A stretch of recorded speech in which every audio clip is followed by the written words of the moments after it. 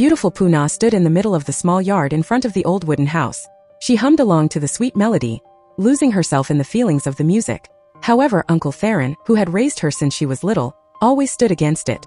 He believed music was something dangerous, something that could bring pain and bad luck to people.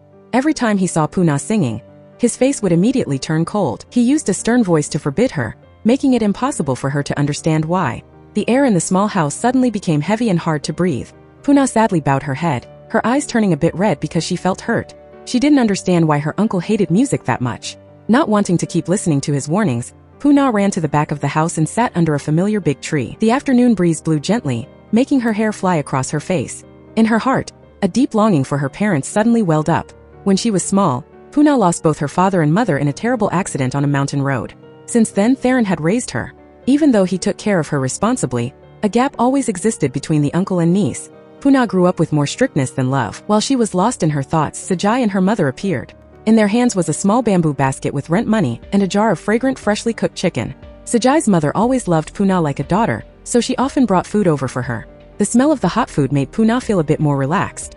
This year's fair is very big, with a music stage for the local people to perform. Her friend excitedly asked if Puna wanted to go up and sing because she had such a beautiful voice. But Puna only gave a sad smile and shook her head. She knew Uncle Theron would never let her go on stage. Right at that moment, a few women from the village walked by. They looked at Puna with judgmental eyes and started gossiping about her family's old stories. One woman purposely said loudly that back then, Puna's father had betrayed his wife, secretly dating a famous singer named Onanong. Those mean words made Puna's face turn pale right away. She clenched her hands tight, her eyes turning red with anger. Her parents were the only sacred memory left in her heart, so she couldn't stand seeing them being mocked. When another person kept making sarcastic remarks, Puna couldn't hold back anymore and grabbed a bucket of cold water nearby, splashing it right at them. Water splashed everywhere, making those people scream out loud and then leave angrily while shouting curses. Meanwhile, in another place, the sound of a helicopter engine roared loudly in the afternoon sky. A military helicopter slowly landed on an empty lot near the police station. The helicopter door opened, and a tall man stepped down with an extremely handsome and cold look. That was Chaiya, a police captain famous for his excellent crime-solving skills. He had just been assigned here to investigate a very important flower trafficking case involving a highly dangerous cross-border ring. Chaiya had a serious face as he received the case file from his superior. He knew clearly this time he was facing criminals who would stop at nothing. At that moment, in a village near a large forest, people were happily dancing in a traditional festival when they suddenly witnessed a breathless chase between the police and the criminals. Sirens echoed everywhere. Both sides kept firing bullets at each other without any mercy. Chaiya's car sped fast on the red dirt road. The criminals in front were extremely aggressive. They were driving while firing bullets continuously at the police. Not stopping there, one guy even pulled a grenade pin and threw it straight at his car. In that dangerous moment, Chaiya immediately steered hard. The car sped past the sea of fire that had just exploded behind him in the blink of an eye. But the criminals still kept chasing and attacking. A flurry of bullets hit, making the car windows shatter. Finally, the car lost control and exploded violently on the side of the road. Luckily, Chaiya and his partner jumped out of the car in time before the explosion happened. The two of them immediately ran into the nearby forest to hide. The criminals split up to search for them everywhere. They thought they were hunting prey, but they didn't expect that they were actually the ones being hunted. Hiding in the dark forest, Chaiya and his partner turned the tables. With expert fighting skills, they silently took down each man one by one. Screams echoed in the deep forest, making the rest of them extremely panicked. Right then, the rescue team and backup forces also appeared. After the intense shootout, the police caught the evidence, which was a huge illegal brick, hidden carefully in the criminal's cargo truck. Right after that victory, the deputy director called Chaiya directly to give him another secret mission in the north. He had to secretly investigate a flower trafficking ring operating around Bangkok village, where Puna was living. That very mission became the fate that brought Chaiya and Puna together. One morning, Puna went to the village post office to pick up a phone that was sent to her. But as soon as she picked it up, she discovered it wasn't her phone, so she rushed to find the person to swap it back. While hurriedly running through the crowded street, she suddenly bumped hard into Chaiya, who had just stepped out of his car. Both of them fell flat on the road, making the people around laugh out loud. Puna's face turned bright red from embarrassment, while Chaiya frowned uncomfortably. But when he saw the clear, embarrassed look in the girl's eyes, he froze for a few seconds. Meanwhile, Molly, the girl known for being mean in the village, was dancing and singing loudly with her friends. She always dreamed of being a famous singer, so she kept begging her father, village chief Fru, to help. As for Chaiya, after a long tiring day, he went back to his temporary place and suddenly misunderstood that Puna didn't want to hear him explain. The reason was just because she accidentally saw a picture of a hot girl on his phone wallpaper. But actually it was Manet's phone, not his. Just then, a strange sound outside made everyone alert. But it turned out the person appearing was old Sergeant Adat. He would play the role of Chaiya's uncle so the whole group could stay in the village without being suspected. Chaiya and his teammates also pretended to be nephews and friends coming home to visit. From the intelligence bureau, they got news that a group transporting white goods would pass through Bangkok village. Sergeant Adat immediately set up a scene with a broken car in the middle of the road to block them. Thanks to that, Chaiya and his team had a chance to secretly pop the criminals' tires. But right when the police hiding were ready to act, the criminals immediately opened fire to fight back. They were clearly prepared beforehand with full weapons. After a fierce shootout, the police had to retreat because they didn't want more casualties. The criminals also quickly left to protect the cargo on the truck. During the chase, Chaiya accidentally spotted a mysterious man standing behind, commanding everything. He suspected the man was the leader of the flower ring. At the same time, at a big conference in the region, Mr. Phumtam was given a Model Citizen Award. Mr. Singha was also honored for his contributions to the hometown. Sitting next to him was Kitty, a powerful politician who always backed many secret activities. At Darathong Company, Singha suddenly received a call pushing for a delivery. Today's agricultural fair would be extremely crowded, so both sides decided to use this chance to trade the goods without being noticed. Meanwhile, Sergeant Dut announced that the house rent was due today, so the group had to leave if they didn't pay. Manat thought they only owed a little, so he confidently said he'd pay right away. Who would have thought Sergeant Dut was 3 months behind on rent, making the whole group panic. Right then, the landlady Bala appeared to demand the money. But when the door opened, she immediately froze in front of Chaiya's extremely attractive six-pack. Before she could recover, Manat stepped out looking handsome, making her eyes light up even more. Totally different from her annoyed attitude towards Sergeant Dot, Bala suddenly changed to a gentle voice and said they could pay whenever they had the money. Thanks to the two guys' good looks, the rent problem was solved immediately, leaving everyone confused.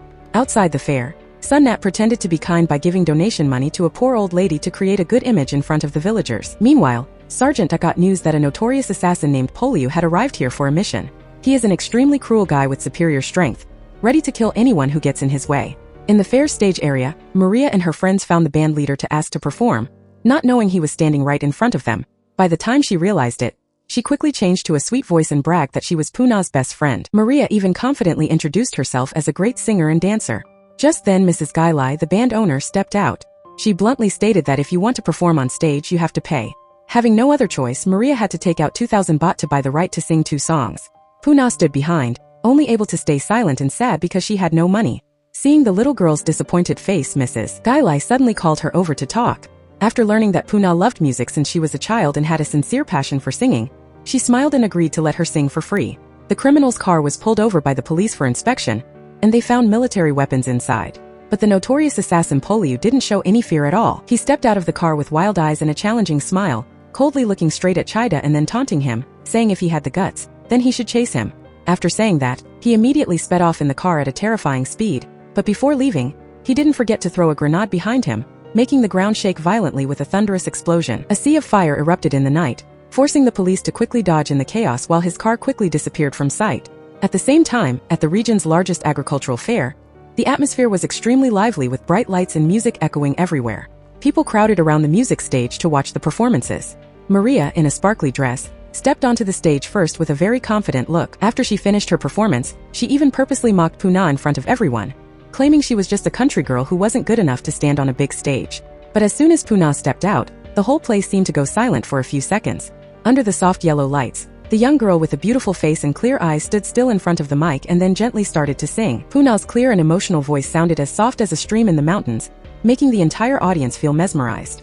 Everyone listened intently and then clapped continuously after every line. Everyone had to admit she really was talented. Even Chaiya, standing in the distance, was unconsciously drawn to the image of that girl. Backstage, the bad guys were quietly carrying out their plan. They purposely distracted everyone by giving prize money to Maria, and then took the chance to hide a secret object inside a black bag behind the stage. Mrs. Gailai, the owner of the theater stall, stood watching Puna perform with teary, emotional eyes. The image of that passionate young girl reminded her of herself years ago, when she was a famous singer, but eventually lost everything because of a life-changing event. Meanwhile, Chaiya accidentally saw a guy named Chit giving money to Puna, so he immediately misunderstood that she was involved with them. His eyes turned cold and full of suspicion. Just then, the singers in the group discovered all of their stage outfits were gone, so they scrambled to look for them everywhere. Chaiya and Manat took the opportunity to follow them because they suspected those people were using the search for clothes as a cover to transport illegal substances. When the two sides were about to make the deal, a group of officers suddenly rushed in to check. Among them, there was someone from Chit's side blended in, making the situation immediately chaotic. The assassins thought Chit's side had taken the money but didn't deliver the goods, so they went crazy and started shooting back. The sound of bullets rang out sharply in the crowded fairground, making everyone panic and run in all directions. Behind the stage, Maria and Puna accidentally discovered white powder hidden in a black bag. But at that exact moment, heavy gunfire broke out, making the two girls run away in fear. That action made Chaiya and Manat believe even more that they were trying to escape, so they immediately chased after and arrested both of them. But right at that moment, Poliu appeared like an evil spirit in the middle of the sea of fire and kept throwing grenades everywhere to attack the police. One explosion after another made the whole fairground sink into chaos. Taking advantage of the confusion, the criminals quickly escaped. Meanwhile, Poliu continued to hunt down Chit to settle the score. He went crazy shooting everywhere but was suddenly ambushed by the police from behind. However, with his terrifying fighting skills, he still easily distracted them and took Bala and her daughter hostage. The mother and daughter cried in fear at the end of the assassin's cold gun when Chaiya and Manat appeared like heroes. The two police officers worked together perfectly, rushing in to save people and quickly rescued Bala and her daughter safely. The moment she saw the two handsome guys risking their lives to save her, Bala's heart immediately skipped a beat. But when the police arrived, they accidentally arrested Chaiya and Manat because they suspected the two were involved in the shootout, while the real criminals took the chance to run away. Luckily, Bala and her daughter stepped up to testify, so the two were released. As for Sunnat, even though he also helped save people, he didn't forget to film everything to brag about being a good person. After all that chaos, Puna sat dazed by the roadside with a pale face and exhausted eyes. Mrs. Gailai gently came over to check on her, but she only sadly said she wanted to go home because she was afraid Uncle Theron would worry. But as soon as she stood up, Puna suddenly fainted, making everyone panic. The phone in her pocket kept ringing. The caller was Theron. Looking at the phone screen, Mrs. Gailai suddenly froze as old memories came rushing back. She herself was present at the car accident involving Puna's parents years ago, but for many years she still didn't believe the man that day was really Fufa, her father. Now she understood that as long as she met Theron, all the old secrets would be cleared up. Meanwhile, Theron was frantically running everywhere looking for his niece. He went to every hospital and every street to ask about her with a face full of worry. In another place, Bala dressed up glamorously like a colorful rainbow to meet Chaiya and Manat to thank them for saving her life. When she saw Theron looking for Puna, she continued to spread rumors about her father's old affair. But this time Chaiya coldly spoke up to defend Puna, saying it was all groundless rumors and that no one should ruin the reputation of the deceased. Theron heard that and froze for a moment. Through the conversation with Bala and her daughter, he also gradually understood more about Puna's dream of becoming a singer. In the meantime, Chaiya and Manat continued to track down the criminals to interrogate them, but they fought back fiercely and called Poliu for backup. The assassin appeared with a crazed look, constantly firing his gun and throwing grenades everywhere. The battle between the two sides was so intense that Chit's men started to doubt their real identities, because nobody believed people with such fighting skills could just be ordinary civilians. After everything, Mrs. Gailai took Puna back home. As soon as he saw her, Theron immediately got angry and scolded her harshly because he was so worried. But deep in his eyes was fear from almost losing her one more time. Right then, Mrs. Gailai slowly took off her face veil. Theron looked up at her and went silent. Both of them stood still, looking at each other in the heavy atmosphere, as if time had just turned back to a painful past and secrets that had never been revealed. Today, Ananong purposely went to his house to find Theron because she mistook him for the singer Fufa from 20 years ago, as they looked so much alike. But he strictly denied it, saying he was Theron, the twin brother of the man she mentioned. But Mrs. Ananong still didn't believe it, thinking he was a coward who didn't dare reveal the truth and was hiding behind this identity. Theron got angry and kicked her and an old man out, but she held a grudge she couldn't let go of. Before leaving, she cried and told him a secret from the past. She used to be beautiful but was disfigured, turning her into someone who looked half human, half ghost. Gailai was her new name after the car explosion back then. She started to tell the story. Back then, Fufa was a talented young singer. His songs touched listeners' hearts, though they were a bit sad. The producer thought the song would become a huge hit. Unexpectedly, trouble happened. Singa and Kaman were talking about a drug trafficking case being caught by the police. Right then, the young singer stepped out of the dressing room. The suspicious villains thought he heard everything, so they sent someone to deal with him. And Kaman's wife heard every single word. She didn't panic. She stood up for what was right and didn't let them kill an innocent person. The drug lord thought Ananong was also a thorn in his side that needed to be removed and threatened that he wouldn't just kill the poor singer, but her too. Terrified, she ran everywhere, calling Chaiya, but he didn't pick up. On the other side, the assassin Cha received orders from the organization to kill the eavesdropper, and then deal with the annoying old lady Ananong. So that night, Ananong's car exploded. Luckily she survived, but one side of her face was burned like it is now. She still held a grudge against that old man and his gang. Under Ananong's persuasion, Theron started to waver, but he didn't know how to bring everything to light. Suddenly, Ananong showed him a video of director Singa recruiting new music students posted 2 minutes ago. He didn't understand why she was showing it to him. Then she spoke up. 20 years ago, when she found out her husband and his gang were a dangerous criminal group, She secretly hid a mini camera inside a teddy bear. Now they just needed to get that bear and all the bad things he did would be exposed. But how to get it? At this time, Puna, the young singer and Farron's niece, overheard the whole story. She bravely stood up and said she would help her uncle bring everything to justice. As an uncle, he was afraid something would happen to his niece, so he tried to stop her, but she knew right from wrong. If she didn't do it, everything would stay in the dark forever. Farron supported his niece, so the four of them started the plan. First, Puna had to register for the music contest. Chaiya and his friend were discussing something when they were followed by a bad guy.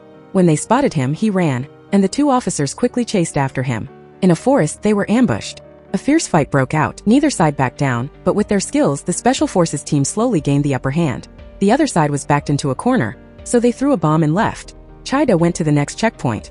There he spotted a sniper who tried to kill Singa, but one of Singa's followers took the hit. That man died on the spot.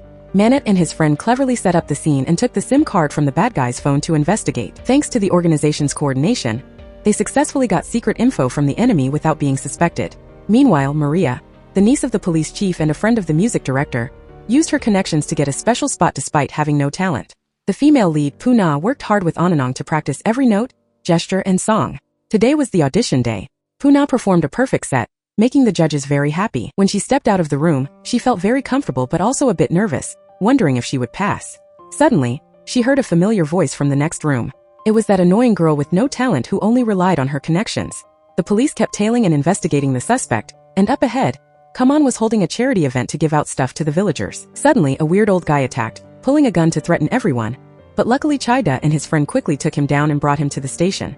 At that time, the two of them hid their identities by pretending to be reporters or YouTubers. Meanwhile, a police officer spotted a group of young guys on motorcycles who looked very suspicious. They were probably moving goods. He stopped to check them, but since they were a big group, they ganged up on the old man. Luckily, his nephew arrived just in time to help with the fight. Manat chased them down, caught the suspects, and brought them to the police station. Over here, the female lead was facing off with that annoying girl. That girl used her money and power to bully regular people. And she was even confident she'd win first place because her uncle bought the award. A girl with no looks and no voice like her relied only on connections to get ahead. Puna, however, believed in talent and trusted the organizers to be fair to every contestant. Puna went outside to relax and stopped at a roadside cafe to grab some energy. When she came back, she unluckily bumped into the undercover cop. He immediately arrested her because of some misunderstanding. She wasn't someone who was easily bullied. She was clearly a good citizen who didn't do anything, so even the police couldn't just arrest her. But being Vietnamese, if you poke a dog, you'd better run, so she briefly hid in a vegetable factory. He chased after her but was spotted by the guards in the industrial park. They attacked first, so he fought back in self-defense. After hiding for a while, the singer was eventually caught. After all the noise, Kaman walked over. Once he learned what happened, he stepped in to settle things. Puna went back to Ananong's car. Witnessing her ex-husband personally ordering someone to deal with her, she couldn't help but feel resentful. She told everyone in the car that back then, he and his gang were trafficking white powder. The singer felt like something was wrong. Clearly, he built the factory to give people jobs, plus he hated dirty things. Every year he received a Pioneer Award for fighting drugs, so he couldn't be a notorious boss. But only insiders understand. An addict doesn't quit that easily, and he was just hiding a shocking crime. Manat's group worked hard to track clues from the music academy. Both of them thought there was definitely something shady going on here that they didn't want others to know. Suddenly, Chaiya received intel from Sergeant Audat about a deal in the South Forest. The whole group headed over. The Special Forces team saw with their own eyes the boss trading something very suspicious. He linked it to the drug trafficking case from 20 years ago that was also related to these addicts. Mr. Kaman played dirty after getting the goods and blew up the other side's car. Seeing the gang members turn on each other, the police were just fed up. Suddenly, an officer stepped on a branch, and they were spotted. Both sides opened fire. The police got away safely, but the organization remembered their faces. So the next morning, the day of the singing contest, Mr. Singa ordered strict security, not letting even an ant slip through. Farron and Nanong drove in to watch Puna's performance. When he saw the assassin Cha, Farron lost control and wanted to pull his gun and shoot him dead, but Nanong stopped him just in time. She thought they had been patient for 20 years and couldn't let one reckless move ruin the whole plan, so she told him to hold back. He left the car so Nanong could go alone. Since she was now using the name Gailai and her face was disfigured, that killer probably wouldn't recognize her anymore. At the checkpoint, the bad guys came over to check faces, and at first she kept hiding hers, which made them suspicious. But when she took off her scarf, they only saw an ugly face. They didn't just lower their guard but also mocked her. They asked if she wasn't scared the audience would run away if she brought that face to the show. With cars pushing from behind, the bad guys didn't have much time to check, so Nanong successfully got inside. Chaiya and his friend pretended to be YouTubers to blend into the crowd and find clues. About 15 minutes before the show, Maria, who was both ugly on the outside and mean on the inside, came up with a plan and put glass in her shoes to hurt herself. She asked Puna to pass her the shoes, then secretly cut her own foot with the glass to make it bleed, and blamed the lead girl. It looked really bad for Puna, and she found it hard to explain. The other contestants also started accusing her and demanded she be disqualified. The judge came in, and according to the rules, the singer had to be kicked out. She froze for a while because this wasn't just for fun anymore, but because she wanted to expose all the bad things the music director did. If she was kicked out, it meant she'd have no chance to get close to that old fox, and all those secrets would stay buried forever. Farron used the fact that he looked just like his younger brother to appear and disappear in the middle of the night, luring the bad guys to follow him. After all the mess at the agricultural fair, Puna thought she could finally relax and keep going with the singing contest, but she suddenly fell into another trap set by Maria's group. Right before the performance, the organizers called Puna over while everyone looked at her with suspicion. A pair of Maria's stage shoes was found with broken glass inside, which injured her foot, and she wouldn't stop crying and accusing Puna of purposely putting the glass in there to hurt her. The people around immediately started whispering and gossiping. Maria held her painful foot, but her eyes showed a fake look of satisfaction. The organizers wanted to avoid trouble, so they immediately announced that Puna was kicked out of the contest, leaving her stunned in the middle of the crowd. Puna kept shaking her head and explaining she didn't do it, but nobody would believe her. Right then, Chaiya stepped out from behind with a cold face but very determined eyes. He stood in front of Puna and calmly spoke up to protect her. He claimed to be a YouTuber who films everywhere and asked Maria if she actually saw Puna put the glass in her shoes with her own eyes. The unexpected question made Maria feel a bit rattled. The band leader heard that and also started to doubt her, since Maria was the one who originally asked Puna to hold the shoes for her. Right when things got tense, Sona walked in and demanded that everything be investigated clearly, saying that luckily, Chaiya had recorded the whole thing. Hearing this, the faces of the people who framed her turned pale immediately. They were scared of being exposed, so they quickly changed their tone, saying it might just be a small misunderstanding, and there was no need to make a big deal out of it. Just let the contest continue. Puna was finally allowed to stay, and many people breathed a sigh of relief. After everything passed, she immediately ran after Chaiya to ask to see the video evidence, but he just smirked and teased her that she'd have to pay first to see it. Actually, he didn't record anything at all because he forgot to hit the record button, but he still tried to act calm, making Puna both angry and helpless. Meanwhile, in another place, Fufa was being hunted down intensely by Chat's crew. Chat was the one who back then chased after the famous singer Ananong, and then kept hunting down Fufa and his wife. He was also the one behind making up the love triangle story, and the scandalous jealousy drama that the whole region had been gossiping about for years. After all that, Fufa was still alive, and this time he decided to come back for revenge and expose the whole truth that had been hidden for years. Going back to the contest after Maria's over-the-top performance, it was finally Puna's turn to step on stage. The people who hated her down there were annoyed, so they quietly prepared to do something bad to ruin her performance. Chaiya watched all those shady moves from afar, so he immediately went backstage to help her. Meanwhile, Puna chose to perform the song that put Ananong on the map. This song was also linked to the old love story of that singer and Nan Pong, a powerful man who once loved her dearly. Mrs. Gailai suggested Puna sing this song because she knew for sure that Nan Pong would be very moved when hearing it again. Just as Puna was about to start, two of Maria's close henchmen sneaked toward the stage's power outlet, planning to pull the cord and ruin her performance. But Chaiya spotted them. Without hesitating, he picked up a piece of wood nearby and threw it hard at them, giving them both a painful electric shock that made their hair stand up, looking pathetic while everyone around was shocked. Even though the sound system broke and the background music suddenly cut out, Puna stayed calm in the middle of the large stage and sang without any music. Her clear and emotional voice rang out in the quiet space, making everyone feel mesmerized. There was no music to help her, but that simple style made every lyric go straight to the listeners' hearts. Nan Pong, who was sitting below, suddenly stood up with teary, emotional eyes. He clapped continuously as if he were seeing the image of Ananong from years ago standing right in front of him. Cheers and long rounds of applause echoed throughout the stands. As everyone expected, Puna won the singing contest. Everyone happily ran up to congratulate the young girl with a bright smile on her face. But behind that victory was a much bigger plan. Everything was part of the arrangement by Ananong and those who were quietly investigating the past. They believed Puna was the key to exposing all the secrets buried for many years. While everyone was still celebrating her victory, Chad immediately told his boss that Fufa had reappeared. That man couldn't believe the person he thought died a long time ago could return like that. The celebration outside was still very lively, but in another dark corner, the old assassin Poliu had quietly found Fufa's location. To avoid putting everyone else in danger, he decided to draw them away himself.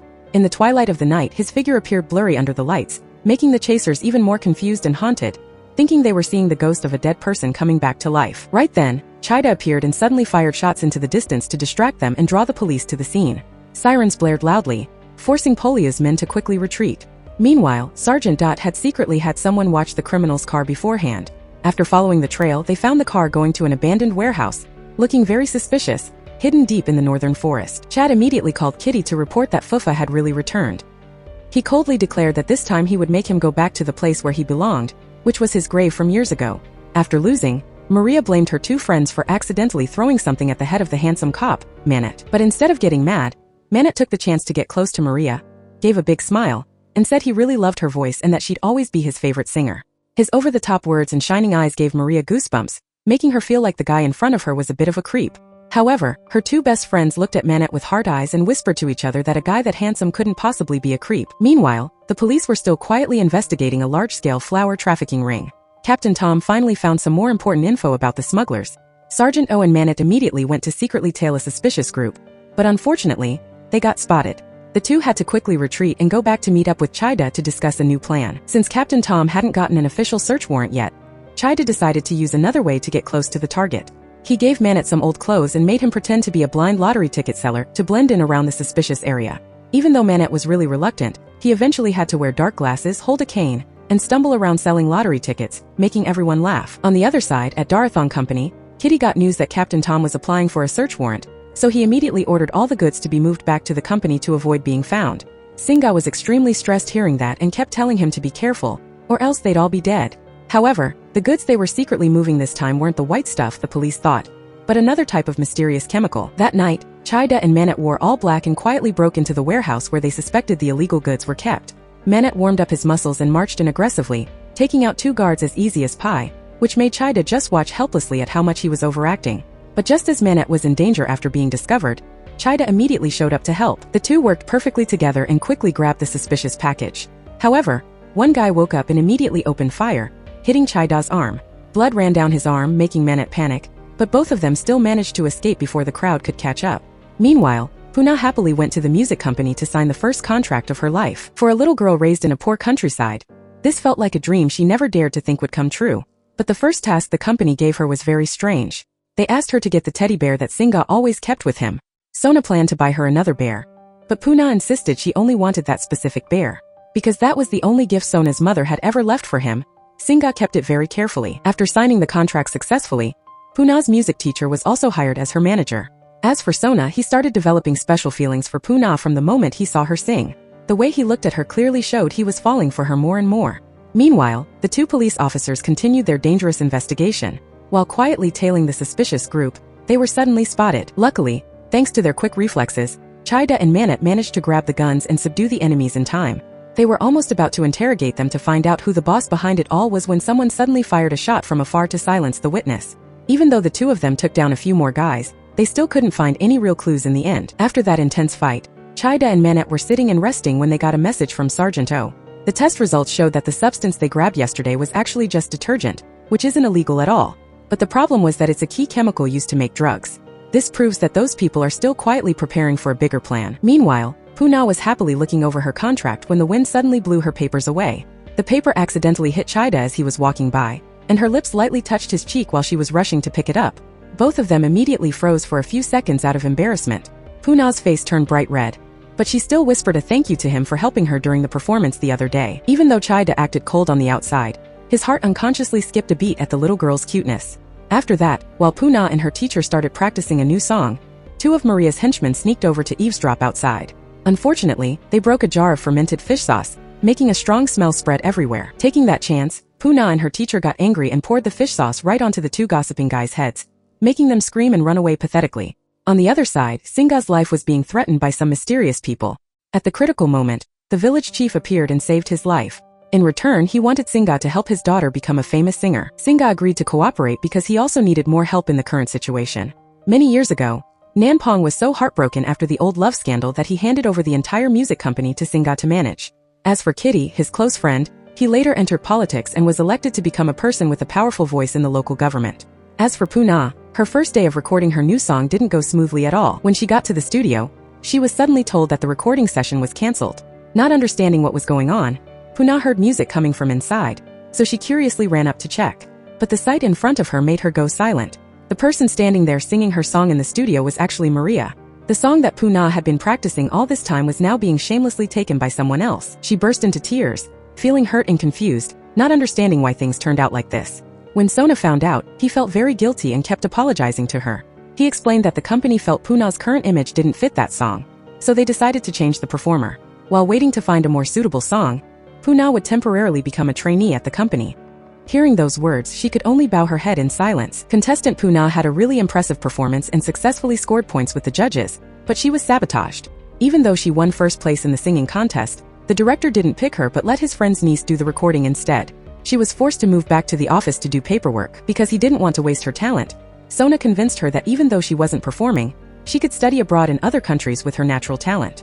Her coach strongly objected, saying that with her student's ability, she should be on stage and not cooped up here. The female lead's eyes filled with tears, but when she saw the teddy bear, she endured the humiliation for a bigger purpose. When they left the room, the teacher questioned why she agreed to his deal, but she whispered to him that she had found the bear that Na Nong talked about. If she worked there, she would have a chance to get close to the evidence.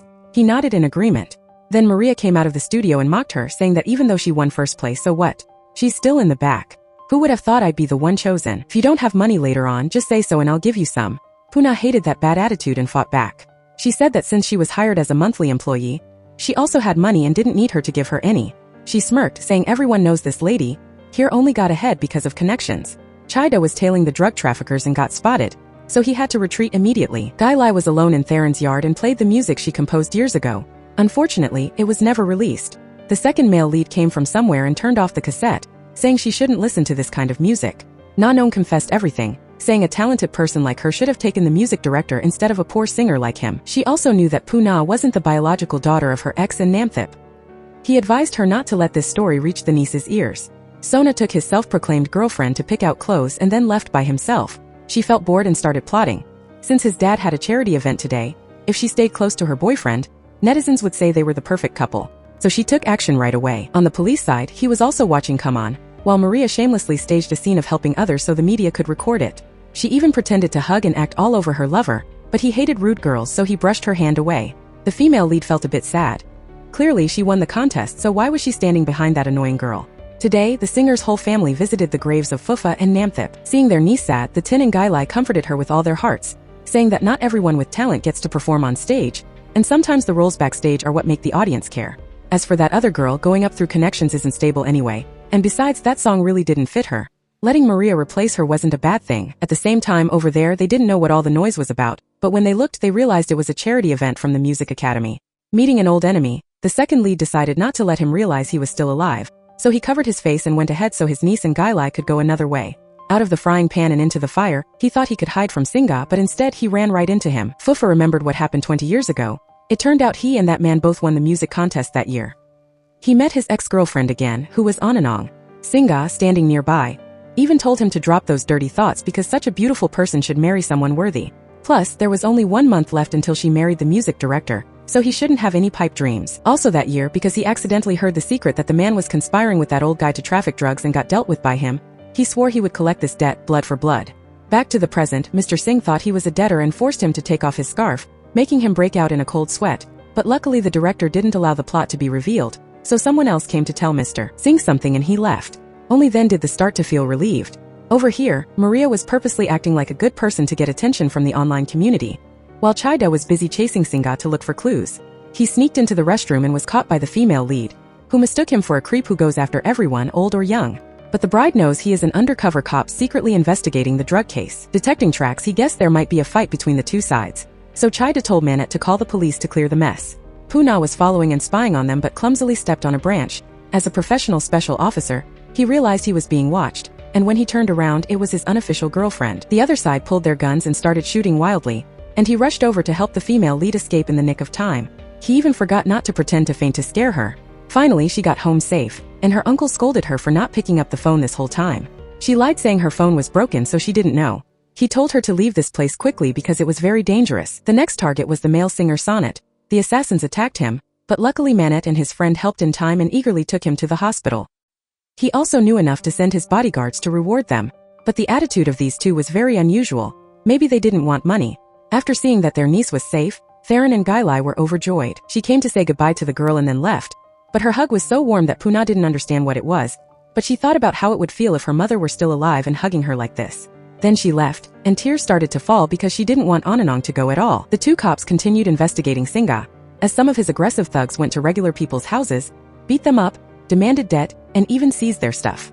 It turns out he claimed to be for the people and helping them, but he was actually lending money with sky-high interest. According to the sergeant, the people here weren't borrowing for the first time.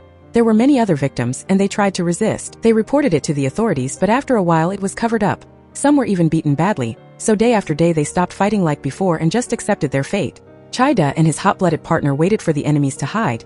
Then both masked up and pretended to be mountain bandits to rob their stuff and give the bad guys a real beating. They also didn't forget to take back the items that they had stolen from the poor people.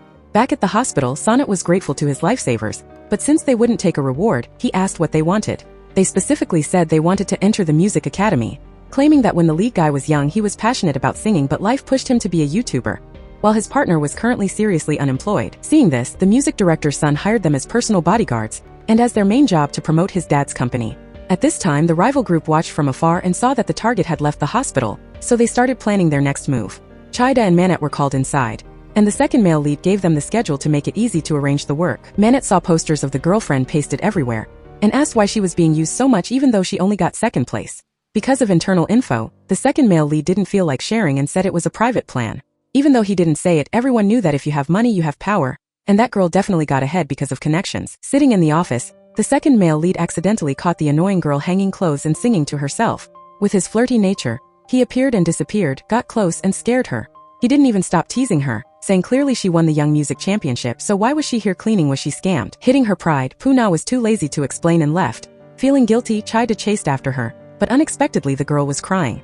She rejected him, saying her business had nothing to do with him and told him not to block her path. He had caused big trouble this time, so he immediately looked for a way to comfort her. Being a cop, of course, Chaiya didn't forget his main mission. He poked around the building, getting to know every office to make it easy to act later. Maria's secretary heard that Sonnet had just hired two tall, handsome bodyguards who also knew her boyfriend's schedule. She urged her to get to know him to make it easy to flirt. As soon as they arrived, all three saw a muscular guy carrying things, and their girly souls started to flutter. But when she saw his face clearly, Maria realized he was the guy who purposely got close to her at the charity event. But because of her big plan, the schemer swallowed her pride and sneaked into the restroom to ask him for the time her husband was going out. Seeing a girl, Manette was all over her and suggested having dinner together before he would satisfy her request. When he left the restroom, he met Sonnet's old bodyguard, playing the senior bullying the junior. He hit him with a heavy blow to let him know he was here to work, not flirt. Fortunately, he messed with the wrong person. The new guy wouldn't give up easily. If you hit once, I'll hit twice, and the other guy was knocked out. Then Singa called in the two guys who helped his son through the crisis. Sonnet introduced them as YouTubers who saved him, and since they could fight pretty well, he hired them as bodyguards. Puna was putting a pile of performance clothes into the warehouse when she accidentally saw a senior colleague holding the teddy bear that Guy Lai mentioned. The chance came. The woman asked her to wash the pile of bears. Without waiting, she secretly went into the room, hid the evidence in the laundry basket, and quietly put it in the car. But everything was seen by the schemer's people, and they immediately informed her. The lead girl was almost at her goal but was stopped by the female rival who made things difficult, claiming she was acting all sneaky, so there must be something shady, and even guessed she stole something. She made a huge scene, and everyone gathered around Puna. Singa asked what was going on, then the basket fell, the teddy bear flew out, and it looked really bad, making it hard for the good side to explain. Luckily, the senior colleague came and protected her, saying she was just joking and didn't think she would actually do it. All suspicions cleared. Puna bravely asked to wash the bear, but the old fox wouldn't let her. Back in the room, he and his gang were talking about drugs when suddenly he got a message that his son was attacked. He immediately went to the rescue. No one was hurt. Sonnet asked his dad in fear why they kept targeting him, but he explained it was probably a business rival. Hearing this, the investigator suspected that maybe this guy wasn't involved in the case and knew nothing at all. Then he called the police, but Singa wouldn't let him. Chaiya was about to call the cops, but Singa suddenly showed up and stopped him, saying they should focus on getting Sonnet to the upcoming big event safely. He acted like he was super worried about his son, and even asked for extra security everywhere, because he suspected someone was trying to stir up trouble at the company. At the same time, Singa decided to drop a lot of cash to promote Puna to save the company's reputation and handle the mess boss knew made. After spending time there and doing some quiet digging, Chaiya and Manette figured out that Sonnet actually had no clue about his dad's illegal business. Singa always tried to act like a kind and nice father in front of his son to hide all his dark secrets. Meanwhile, Boss Nu was fuming after being pushed around by Singa, and even swore he'd burn all of Darathong to the ground for revenge. On the other hand, Safi went to see Manette to ask about Sonnet's schedule, but the girl crazy cop took the chance to wink at Maria and acted like a big shot, saying if she wanted the info, she had to agree to go out with him first. Maria just gave him a death stare after hearing that, while her two best friends giggled because they thought Manette was so handsome. Meanwhile, Captain Tom and Sergeant O went into the warehouse to look for clues, even though they didn't have a search warrant approved by their bosses yet. At the same time, the guy who attacked Sonnet was caught by Chaiya and Manette for questioning. After being grilled for a while, he confessed that Boss Nu hired him to cause trouble, but he had no idea what the real reason was. Right then, Captain Tom showed up and thought those two were criminals, so he arrested them immediately. After hearing the explanation that Chaiya and Manette were actually saving Sonnet and went undercover to investigate, he finally let them go and even hired them as temporary bodyguards for the Singa family's young master. Bala saw the two handsome guys being arrested by the cops, so she rushed out to defend them no matter what, making Captain Tom just walk away helplessly. When Chaiya just leaned down to tie his shoelaces, she actually thought he was kneeling to propose to her, so she happily covered her face and blushed, leaving everyone around her speechless. Sergeant O then took the chance to remind Chaiya and Manette to try and support Captain Tom, because his bosses had been pushing him around for a long time. The two of them had also sent a petition to the higher-ups about the commander's weird behavior to help with the investigation. Meanwhile, Manette finally got a chance to have a private meal with Maria, making him so happy that he imagined a romantic date. Who would have thought that when he got there it was just a regular boxed lunch, but he still happily sat there teasing her non-stop. After checking the security system, Chaiya quietly turned off the cameras in some areas, and then they split up to investigate. Manette was in charge of checking the accounting room while Chaiya sneaked into Singa's private office to look for evidence. He was just about to find something when Maria suddenly walked in, forcing him to abort the mission and quietly pull back. Outside, Manette still continued his girl-crazy mission. He took the chance to ask for Maria's phone number, and even gave her a lucky charm brought back from a temple, making her feel both awkward and amused. As for Kot, after being questioned by Chaiya and Manette, he went back to see Boss Nu in a state of extreme fear. Nu flew into a rage and was about to deal with him, but Kot knelt down and begged for his life, saying he was ready to do anything to make up for his mistake. At the same time, Chaiya continued to look for a chance to get close to Puna. He purposely stood in her way and dropped some cheesy pickup lines that made her face turn bright red. Puna told him he looked like nothing but a creep, but when she heard him say he was secretly tailing bad guys, she suspected he was a cop. Chaiya immediately gave a sly smile and said if he really were a cop, the first person he would arrest would be her for the crime of stealing his heart. That line made Puna so embarrassed that she turned her face away, while Chaiya laughed triumphantly. Right at that moment, Sonnet walked into the dressing room. Not noticing Puna was beside him, he naturally pulled her into his arms by reflex, making Chaiya, who was standing outside, immediately look dark with jealousy. He was about to rush in to help, but the henchman next to him reminded him that it was the boss's private business, so he could only stand outside. So angry he felt like he was about to blow smoke. While changing clothes, Chaiya accidentally scratched Sonnet's chest, so Puna had to bring a first aid kit to help. She had to go inside and take off Sonnet's shirt to treat the wound. Taking that chance, Sonnet purposely moved close to her, making Chaiya watch from the outside. So jealous his eyes were seeing sparks, but he couldn't do a thing. Luckily, right then Maria appeared and pulled Sonnet away, so the atmosphere became less tense. However, when seeing that Chaiya's eyes were still glued to Puna even though he was standing next to her, Maria's group began to plan to ruin the little girl's reputation. Meanwhile, Kot was given the mission by Boss Nu to burn down all of Darathong. He secretly lit fires in many places, making the flames quickly rise up violently. In the middle of the chaos, even though Dui was surrounded by fire, she still tried to go back and take the money to frame Puna. As for Manette, he immediately rushed to chase the two fleeing criminals through the sea of fire that was spreading more and more across the company.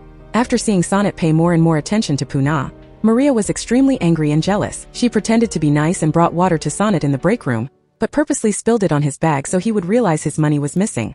Hearing about it, Singa got mad right away and called Chong to investigate the whole company. The atmosphere immediately became tense as all employees were ordered to stand still for a search. Just then, Chaiya brought new clothes from the sponsors into the dressing room for Sonnet, but was also held back by Chong for a check. He went through everyone's pockets one by one, and then it was Mun Kuei's turn. Finally, Chong took Puna's bag under the worried gaze of the young girl. As soon as he opened the bag, he unexpectedly pulled out a large stack of money, making everyone around shocked. Puna was stunned, not understanding why money appeared in her bag. She kept shaking her head and explaining she didn't steal it, but nobody believed her. Singa was very angry and immediately announced he was firing Puna on the spot, leaving her standing there in shock and frustration. Right then, Sonnet suddenly stepped out and stood in front of her, insisting that Puna didn't take the money. He even claimed that he was the one who put the money in her bag. That statement surprised everyone, while Maria immediately argued that it couldn't have happened because she was by Sonnet's side all day. But Sonnet calmly explained that Puna helped him change clothes today, so he wanted to thank her. Knowing Puna definitely wouldn't accept money directly, he secretly put it in her bag. Even though the reason was a bit forced, everything was eventually settled for now. Puna wasn't fired anymore, but in her heart, she was still very sad and hurt. As for Maria, she was so angry she screamed out loud after leaving, not understanding why Sonnet always stood up to protect Puna like that. Safi, standing nearby, just gave a faint smile and said that maybe Sonnet really loved that girl, which is why he risked everything like that. In the future, Puna might even become their boss. Hearing that, Maria clenched her hands tighter, determined not to let that happen. After everyone dispersed, Puna took that money to find Sonnet to give it back. She said in a soft voice that she knew someone purposely put the money in her bag to frame her. Sonnet looked at her for a long time and said he believed she wasn't that kind of person, which is why he stepped up to protect her. He also said if she tried to prove the truth the normal way, Puna wouldn't win because all the evidence was pointing at her. More importantly, from the first time he saw her standing on stage singing under the lights that day, he had already liked her. Sonnet sincerely asked Puna not to reject him yet. Just give him a chance to be with her and prove his feelings. In the distance, Chaiya stood quietly watching it all with a thoughtful and hard-to-read look. Puna finally gave a small shake of her head and said she wasn't thinking about romance right now. All she wants right now is to become a real singer. Sona heard that and smiled, promising to help her reach that dream as fast as possible, and asked her to give him a chance when that time comes. Meanwhile, Singa and Kitty were checking the company's security cameras and saw a stranger secretly breaking into Darathong. They immediately called Chaiya and Manet to explain, but the two cops worked perfectly together to shift all the suspicion onto the two guys who had set the company on fire before. Right then, cameras from a nearby store also captured images of Jerikai and Dan hanging around the fire scene, so Singa immediately called the police to arrest them. On the other side, Kot rushed to tell Boss knew that their men were caught and was scared they would tell the police everything. To shut them up, Poliu and his henchmen showed up and started spraying bullets at the police van transporting the prisoners. Heavy gunfire rang out in the dark night, making the scene totally chaotic. While the police hadn't even reacted yet, the two criminals tried to run to save their lives. Chaiya and Manet also jumped in to help the police fight, making Poliu's group realize they weren't easy to deal with, so they had to retreat. Captain Tom saw the two guys using guns so skillfully and got very suspicious, not understanding why two people introduced as regular guys had such fighting skills.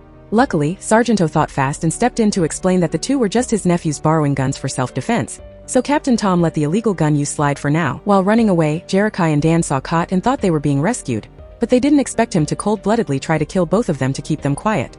Jerikai panicked and immediately ran for his life at the most dangerous moment. Sargento fired a warning shot to stop him, but right then Polius suddenly appeared from behind and shot him right in the stomach. The gunshot made everyone go silent. Manet rushed over to hold his uncle in despair.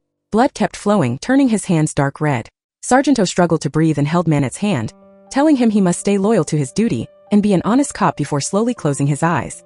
That moment made Manet burst into tears from the pain. Chaiya stood next to him, clenching his fists in anger. Sergeant O's death made both of them determined to take down the entire criminal organization, so his sacrifice wouldn't be in vain. Meanwhile, Maria brought her father to meet Singa to talk about a collaboration between her and Sona. He wanted Sona to be the director for his daughter's new music video, to help her get even more famous. At the same time, Maria's group even went to find Sona to take cozy photos to start dating rumors in the media. Watching Maria prepare to film her new song while everyone cheered, Puna could only stand silently from afar, feeling sad. She felt like she was still just a wardrobe girl serving others. Since the company's songwriter hadn't written a song for her yet, Munkway decided to write one for Puna himself. When he heard her sing Tender Heart with so much emotion, he was moved to tears and promised to write her a beautiful song just like it to help her truly shine. Right then, before he passed away, Sargento had left information about an upcoming bombing. The police got a tip that someone wanted to plant a bomb, but hadn't identified the exact location yet. A truck full of clothes quietly drove into the company at this time, and no one knew that bombs were hidden under those boxes of goods. Singa walked over and asked Puna about the clothes that were just delivered. Not suspecting anything, the little girl walked closer, ready to open the boxes to check. In the distance, Poliu's men already held the remote in their hands, looking at the company with cold eyes and preparing to press the button to blow everything up. I don't know why, but early this morning, some trash bags were left scattered in front of the music academy, which made the director angry. So he ordered Puna to clean them up. Sonnet discovered there was a bomb inside waiting to be triggered. Luckily, Chaiya flew in to hug the female lead, helping her avoid being killed, but she was still injured from hitting a planter.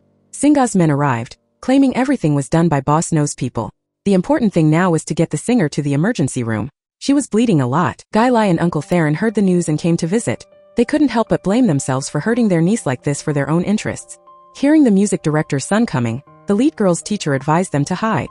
Sonnet entered and acted very intimate with the young singer, making Chaiya stand nearby feeling super jealous. Theron clearly saw that this woman really loved his niece and could see her as her own biological daughter. His heart ached even more, wanting the niece he had raised for all those years to be his brother's child.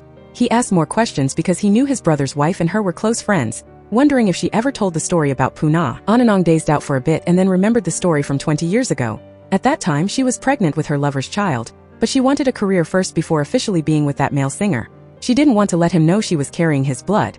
Right then, Namthip, her best friend, offered to help, saying she would take the baby as her own after the birth. After they left, her uncle came back in. They whispered together and suddenly didn't want her to be in danger anymore. Suddenly, she talked in her sleep, always calling for her mother in her dreams. She wanted to be hugged by her, and she complained to her dad that she clearly loved to sing but her uncle forbade it. She shed tears and then fell into a coma. Leaving the hospital room, ironically, the second lead met his old friend Chaiya, the assassin who dealt with him back then, so he had to separate from Ananong to avoid involving her. Fufa thought back and realized it was lucky. When he was attacked, he had created a fake scene, making up a story that the singer had a twin brother, and moreover, he had a leg disability to make the evil people lower their guard. Now they wanted to test him one more time, so they cornered him in the restroom and attacked him brutally. But he didn't fight back and just endured it. Only then did they stop doubting him, because if he were that guy, he would have fought back instead of letting himself be beaten up like this. Then those people let him go. Guy Lai just entered and saw her lover covered in blood and barely breathing, and she was worried sick, but if he didn't do that, he might have died. A dispute between the two bosses happened. The undercover cop and his friend caught a robber on the street. After asking the locals about his background, they jumped in and gave them a real beating. But these actions made the police suspicious, and they were taken to the station. During the interrogation, the officer asked who the two of them were. To hide their identities, they both claimed to be YouTubers, but with nearly 10 years of experience, he could tell they were fellow officers but didn't dare ask more. Right then, Singa's people arrived to bail out the men. Both were released. He couldn't help but question them, asking what on earth they were thinking acting like that. But in his heart, he had his own plan, wanting them to join his team since letting two talents slip away would be a total waste. After finishing work, Singa's son went back to the hospital to visit his unofficial girlfriend. He asked the unrelated people to go outside, including the teachers. Only the two of them were in the room, and he started to put his hand on hers and said sweet words. Then he left. Everything went smoothly, and Ananong and her lover came to visit Puna. By this time she was awake. Theron said straight out that he didn't want her to risk her life anymore and said if she liked to sing, then just follow her dream. He wouldn't forbid her anymore. Ananong also agreed because she had endured for 20 years, and she could endure for a lifetime, but if anything happened to the girl, she would regret it forever. Puna is a strong person, determined to protect the truth. She isn't afraid of danger, and is brave enough to fight back to expose the bad things of the evil people. Ananong admired her will and thought she was just like her mother, never willing to stay hidden. Come on, the fake husband of the female rival, followed her home. It turned out he had recognized her long ago. That year she participated in the music contest, won first place, and was set to debut as a singer. The director was mesmerized by both her talent and beauty and offered to marry her, but at first she didn't accept. When facing her first love, the male singer Fufa, the female rival remembered something. Back then, her best friend took her child as her own and then fell for her lover, so she called to ask for a wedding. She didn't blame her but even gave that girl her blessing. After finishing her performance, Maria accidentally ran into the lead girl preparing costumes and made things difficult, throwing down the clothes she had hung out to dry one by one, claiming they weren't ironed right. Plus, the stage performance is the face of the company, and by doing this she was showing no respect for Singa. Manet, standing in the corner of the stairs, witnessed the whole thing. The rival girl started insulting the young singer, saying she was just someone backstage and couldn't compare to her and her amazing talent. Puna was frustrated and cursed silently, thinking, "Who even did anything to you? Bring it on if you're so tough." But she held back and just told her that one day she would be more successful than her, just you wait. Then Maria went to the makeup room to get ready for the next song. And right at that moment, a small orange cat walked in. Following her instinct as an animal lover, she slowly leaned down and pulled it into her arms.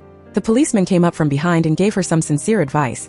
He knew she was actually a kind person trying to act tough, otherwise, why would she always trouble his best friend's girl? He said his piece, telling her that her soul was very kind and not to lose herself over temporary ambition. While they were talking, her two annoying secretaries came in and stopped them, thinking the guy was talking nonsense, and they kicked him out. Those two kept poisoning their lady's mind, saying that when you're at the top, you can't let anyone get in your way. And since she liked the music director's son, she should go grab him quickly because if she waited and lost him, she shouldn't cry about it. According to the schedule, Maria prepared to perform a very fake song where she just had to dance and lip sync to a recording, and that was it. A beautiful lady asked the lead girl to get a brand new microphone from the warehouse. After she got it, she accidentally ran into Chaiya. He was also in there looking for something, looking very suspicious and sneaking around. He accidentally found a few AK rifles placed neatly. Puna saw his weird behavior, so she turned back for a chance to question him. Suddenly, Sonnet's former assistant pulled out a gun and showed up, but he calmly said the guy had asked him to come here and look for it. He didn't believe it and called the young master to confirm. After completely letting his guard down, he kicked him out. The singer, acting as a logistics worker, chased after him and blocked her future husband to question him, saying she just saw him in the warehouse doing something and doubted who he really was. But as a professional cop, he didn't reveal his identity no matter what, so he pretended to be a YouTuber. But she couldn't help being suspicious and tried to be sarcastic, but he stuck to his story about his job. While they were arguing, the male and female leads accidentally touched hands, and their eyes met with their hearts fluttering. Luckily, the teachers walked by at that moment, so he escaped his wife's interrogation. In the costume room, she told her teacher everything, saying that while she was getting clothes, she accidentally saw Chaiya's behavior was very unusual, and she thought he was an undercover cop secretly investigating something. but the teacher brushed it off, saying she had watched too many detective movies, like some CEO pretending to be poor trope. The teacher changed the subject to tease his favorite student, and because there was some physical contact, she got super embarrassed and acted all awkward. Seeing love in the air, he added, "Are you into that bodyguard? It's cool, he's handsome and knows martial arts. He's got the looks for sure." That made her even more shy, so she busied herself with something to avoid facing him. Chaiya was walking in the yard and ran into two suspicious guys up to no good. He attacked and forced them to retreat, figuring they were from the rival gang looking for trouble. After the show ended, Sophia quickly handed some tissues to the handsome guy to wipe the sweat off Maria. This made Manette, standing below the stage, feel unhappy.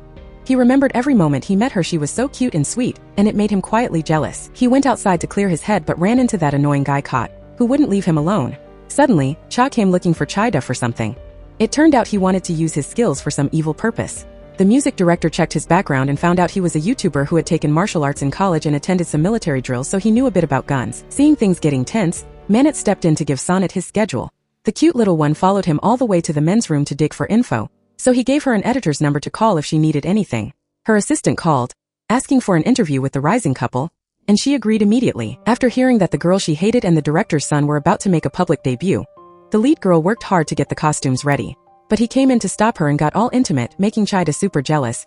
He told him to hurry up because his old man was waiting. A long workday ended, and the two special ops guys went back.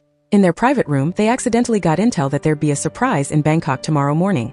Thinking it over, there were two possibilities. Either the bad guys would attack Singa or his son. They lit some incense and prayed to Sergeant Audot, asking him to point the villains toward whoever he disliked most, since the two of them would split up to protect Sonnet and his dad.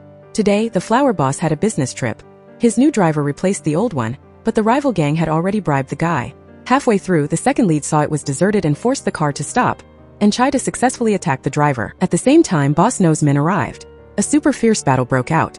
The scene got more and more intense as gunshots kept ringing out through the night. After a fierce fight, Singa finally realized his gun was out of bullets. At that moment, Poliu gave a cold smile and didn't hesitate to pull the pin on a grenade and toss it straight at Singa and Chaiya.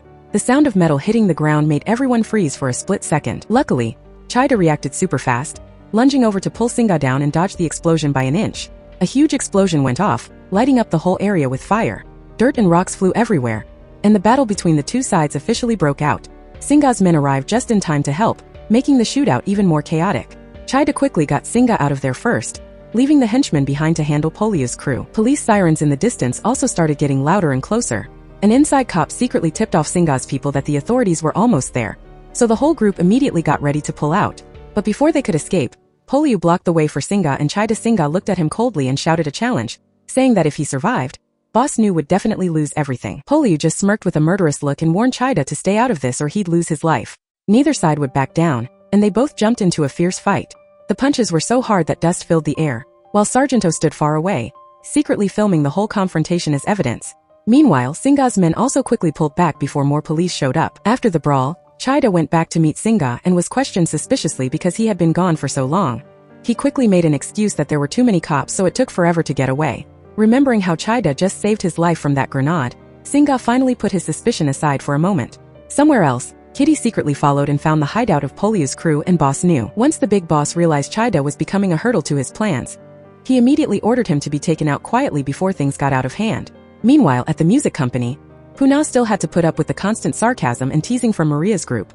During the new recording session, Sonnet performed a song written by Singa, making the side girl fall for him so hard she wouldn't stop praising him. But Manette took the chance to pull Maria aside and gave her some real talk, saying that winning by hurting others doesn't always make you happy. He told her not to force herself to be someone she hates just for attention. Maria was actually starting to feel something, but Safi immediately pulled her away and reminded her that the main goal right now is to win Sonnet's heart. In the fitting room, a stylist accidentally saw Puna and thought she was the singer about to perform, so they dragged her away to get her makeup done. Just then, Maria's group showed up and started bossing Puna around, making her handle the clothes for the singer.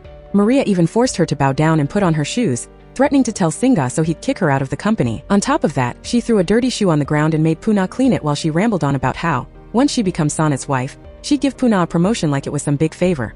Feeling pushed to the limit, Puna Koi Kung Kung imagined herself standing up tall, grabbing the stage outfit, and confidently stepping onto the stage while everyone watched in shock. In her head, Sonnet looked at her with pure love, and the crowd wouldn't stop cheering for her. But it was all just a daydream. In real life, she just stayed quiet and bowed her head. Right then, a staff member realized the current outfit didn't match the producer's request, so they made Puna go back to the company to get a different one immediately. At Darathong, Singa asked Chaiya to help him get revenge on Boss Nu after the last attack. Chaiya couldn't say no since he had to keep his cover, so he agreed but secretly contacted Sergeant O to send photos to Captain Tom for backup. Chid also tagged along with Chaiya to see if he was actually being loyal. While rushing to get the clothes, Puna noticed the main road was jammed, so she told Manette to take a shortcut. At the secret deal spot, Chit kept pushing Chaiya to pull the trigger on Boss Nu to prove his loyalty. Seeing Chaiya hesitate, he coldly threatened to kill him instead. Just as things got crazy, the cops suddenly swarmed the area, and a total shootout broke out. Gunshots were going off everywhere. Puna accidentally got caught in the middle of the gunfight, but luckily, Chaiya and Manette risked their lives to protect her. In the chaos, Chat kept pressuring Chaiya, saying this was the best chance to take out Boss Nu, and if he didn't, Chat would kill him to shut him up. The cops almost found out who Chaiya really was, but right at the last second, Manette quickly showed up and saved his teammate. On the other side, the cops and Boss Nu's guys had a fierce shootout, but they only managed to shoot him in the leg before Poliu threw a smoke grenade and led the group away to hide. After all that chaos, Puna accidentally overheard Chaiya and Manette talking privately. The way they talked shop and analyzed the situation made her start to suspect that who they really were was way more than what they showed on the outside. After the big fight with Boss Nu's crew, Puna started to doubt Chaiya and Manette's real identities. What she accidentally overheard didn't sound like normal people talking at all. From the way they analyzed the situation and used guns to their professional fighting teamwork, she was sure the two of them were hiding something huge. Under Puna's questioning gaze, Chaiya and Manette still tried to act like nothing happened. Manette even joked around, explaining that Chaiya used to be a food delivery guy, and then they randomly met at a boxing gym and teamed up to be YouTubers to make a living. But Puna still looked at them with suspicion because she knew for sure it wasn't that simple. Finally, seeing he couldn't hide it anymore, Chaiya decided and confessed the truth that he and Manette were both undercover cops. Right then, Sergeant O also showed up to pick them up, which made Puna fully believe his words. Chaiya explained that both of them were sent to Darathong Company to investigate a drug ring and the secrets behind Singa and Kitty. Hearing this, Puna immediately remembered her parents' mysterious deaths years ago and started to guess that the accident might also be related to this whole conspiracy. She confessed that the real reason she tried to get into Darathong wasn't just to be a singer, but also to find out the truth about her family's past. Then, Puna mentioned the teddy bear that Singa always kept with him. She said she suspected there was something very important inside it, but because she hadn't had the right chance yet, she still hadn't finished the mission to take it. Puna promised to keep their identities a secret, but Sergeant O still warned her in a stern voice that if this got out, the whole undercover plan would fall apart, and they could all lose their lives. Meanwhile, Kitty came to see Chaiya and took him to Singa's room to talk about the failed plan to deal with Boss Nu earlier. Singa was extremely angry about letting Nu survive. He insisted that if they didn't deal with him quickly, sooner or later Nu would come back for revenge on everyone. While no one was in the room, Chaiya quickly snuck over to the teddy bear Puna had mentioned and secretly checked it. Sure enough, there really was something secret hidden inside it. But just then, Singa and Sonnet unexpectedly returned, forcing him to leave before being caught. In another place, Kitty quietly brought Kot's wife to see him, and then asked him to keep going back to Boss Nu's side to act as an informant for him. Even though Kot didn't fully trust Kitty, he had to agree to do it to protect his wife. Meanwhile, after the success of her first song, Maria's dad bought her a brand new car, making her very self-satisfied. That sight made Puna even sadder because up until now, she still hadn't done anything notable for herself. Not only that, but on social media, the trend of shipping Sonnet and Maria was getting more intense, making both of their reputations grow quickly. The company's warehouse was currently filled with teddy bears and gifts sent by fans to the artists. Chaiya took the chance to tell Puna about his discovery regarding that secret teddy bear. He also helped her organize the pile of gifts in the warehouse and said with a smile that later, when Puna became a famous singer, he would definitely be the first one to give her a gift. That moment made Puna unintentionally give a warm smile. But right when the two were talking happily, Sonnet suddenly appeared. Seeing Chaiya being close with Puna, he immediately got angry, slammed the door hard, and in a cold voice, ordered Chaiya to go get the car ready for him. In another place, Maria was driving her new car for the first time, so she was still a bit clumsy. While losing control, she accidentally ran over a traffic cone on the side of the road. Panicked, she ran down to check and saw Manette lying right on the ground, so she thought she had actually caused a real accident. Maria's face immediately turned pale with worry, but then she discovered Manette was just pretending to tease her. Angry at being tricked, she immediately hit him repeatedly, but deep down, she felt a strange happiness seeing that he was still okay. Meanwhile, Sonnet saw Puna continue to talk closely with Chaiya about donating teddy bears to children, making him even more annoyed. He purposely pushed in between the two of them and pulled Puna into the car to go with him. At that same time, Singa brought the secret teddy bear out, planning to take it to the wash. Maria saw this and quickly grabbed it, saying that since she just bought a new car, she would take it to the laundry shop for him herself. On the other side, Boss Nu was secretly recovering from his injuries at a new hideout after the shootout. Even though Kot hadn't investigated any more important information, at least he regained some of Nu's trust. During that time, Puna happened to go to the laundry shop and discovered that the teddy bear had a ribbon of a completely different color than the one she had seen before. This made her immediately suspect that someone had swapped it, The laundry shop staff then called and told Singa that Puna was asking about the teddy bear, which made him start to remember that she had tried to get close to this item several times before. In reality, the teddy bears placed in the warehouse weren't just normal gifts, but were also used to hide goods inside to fool everyone. Puna and teacher Munquay then snuck into Singa's room to look for clues, but accidentally dropped the teddy bear on the ground, making Singa even more suspicious of the Hai Nuoi.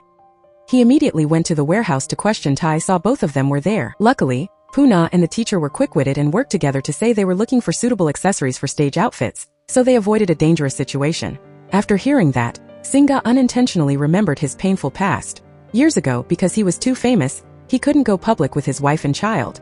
Only when he lost the person he loved most did he deeply regret not spending much time with his family. That teddy bear was the last gift his wife left behind, so he always cherished it deeply. Finally, Singa gave the teddy bear to Sonnet to take back to his room because he knew his son always missed his mother very much.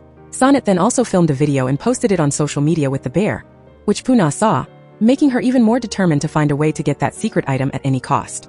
Was the lover of a smuggler. She suddenly barged in and his defensive instincts kicked in, but then he calmed down because she didn't mean to hurt him. Then he and Kitty's group packed things for shipping, and the undercover cop Chaiya was part of it. Come-on suddenly called his ex and teacher Munquay over because he wanted to see her real face. He had gone to Theron's house to investigate the day before.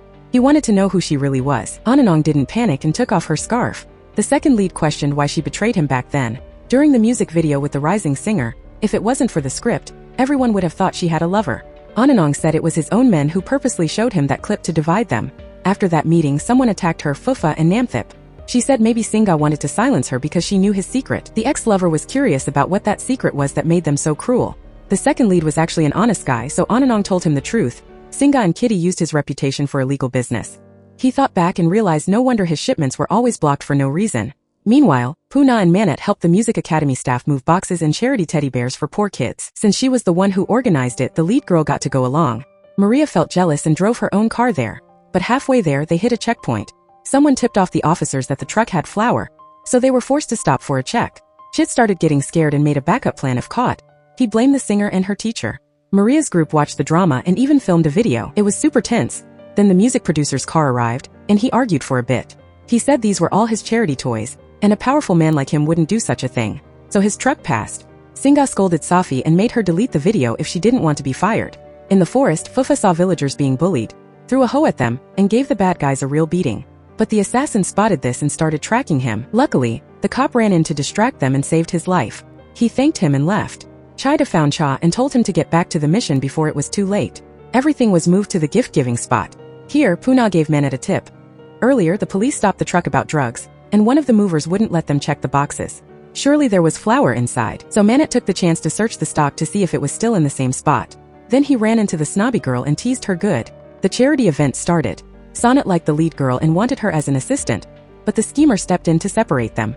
She thought that right now she and the director's son were the center of attention, and letting this poor girl stand near would ruin her reputation. Come-on happily gave gifts to each child. After getting a notification, Singa made an excuse to leave. Come-on was a bit suspicious but let him go. Manet followed him. After reaching the meeting point, Singa's men pulled flour out of the teddy bears. All this illegal behavior was photographed by a mysterious man. Then they started the deal. One side gave money, the other gave goods. At the same time, Boss No's men arrived, and a close-quarters fight broke out. Gunshots rang out everywhere. Even though Singa's guys were ambushed by Boss No's men during the deal, they still managed to pull it off. Puna was hanging laundry in the yard. Humming a few lines, her voice was clear and sweet. Suddenly, she heard a scream nearby and went to see what was up. Turns out, some creeps have been stealing underwear lately, making everyone freak out. Total perverts. Today, Chaiya and his partner met at the base. They were wondering who tipped off the police about Boss No. So they investigated, narrowed down the area, and went to check it out. Surprisingly, they ran into one of the smugglers. The guy realized it too. Oh crap. He tried to run, but there was no way he was getting away from the guys in handcuffs. After a quick chase, the cops were very careful and called the number that reached the security bureau that day. Manet sat down and asked nicely why he betrayed the bad guys. The guy came clean and said he wanted to throw them all in jail because of what they did to him. Since playing tough didn't work, Chaiya tried a soft approach. He gently said they had the same goal because their uncle was taken out by Singa, so maybe they should team up. Just then the locals thought they were some kids doing drugs, and the cops got distracted and lost the criminal. While walking down the street, the lead girl met the male lead. He suggested going somewhere private to talk. Here she let him meet her uncle. The uncle thanked him for helping out that day but also warned him that if he was a bad guy, he should give up on getting close to him. Because of his top secret mission, he didn't say a word about who he really was. Puna wondered why he didn't just tell him so the uncle wouldn't be so grumpy. But he told her to keep it a secret and not let anyone else know, not even family, or else he and his partner would be in danger. Over here, Come-on met privately with Captain Tom. He pulled out photos showing his subordinates doing illegal stuff, and asked the captain to work with him to expose them. First, he'd control their cash flow. The rest was up to the captain to track the ring and bring it all to light. So they teamed up happily. The lead girl was riding down the road when she suddenly noticed a gray truck following her. She stopped to see what was happening and lured them into the woods. At this point, the bad guys got out to block her path. Thinking they were just thugs, she punched left and right. Her temper was so fierce they were knocked out cold. Luckily, Munquay arrived in time, or else those bad guys wouldn't have had any way to get home. The teacher said those guys were Boss No's men. They heard she was a great singer, and since she won the contest but hadn't released anything yet, the boss felt sorry for her and wanted her to work for his label. But Puna is an honest singer. She flat out refused because she already signed a contract with the other side. He kept trying, saying that if she wanted, he'd find a way to cancel the contract. After leaving the rival studio, she was still feeling uneasy, thinking that doing so would be unethical. You can't have one foot in two boats. Out of nowhere, Maria appeared and saw the girl she hated coming out of another music label. She told her assistant to record it to send to the old boss, because doing that would mean Puna would have to pay for breaking the contract. Sophia tried everything to get the evidence to Singa but was stopped. Because of that, she heard some shocking news. Puna would film a commercial with Sonnet. They are the main stars, while Chaiya is the screenwriter and Manette is the assistant. Panicked, she ran to tell the lady right away. Jealous, Maria felt she had to get a role in this no matter what. Then they came up with some evil plot. The undercover cops went back to their organization. They were talking things over. Chaiya shared info about meeting Theron, fighting the bad guys and protecting the people, but according to his earlier investigation, the man was weak. There was another theory. If that man is the girl's biological father, why has he stayed quiet and endured for over 20 years? The accident that killed the male singer, Ananong, and Namthip back then was a huge scandal, but Manette thought that maybe he stayed quiet to investigate and bring the bad guys to justice one day. Over here, the rival girl started her plot. She had people drug the lead girl and her teacher and take them to an abandoned warehouse so they couldn't film the commercial. The police also acted. With his fake identity as a YouTuber, Chaiya successfully went to Come-on's agricultural company to film a daily life video to post on social media.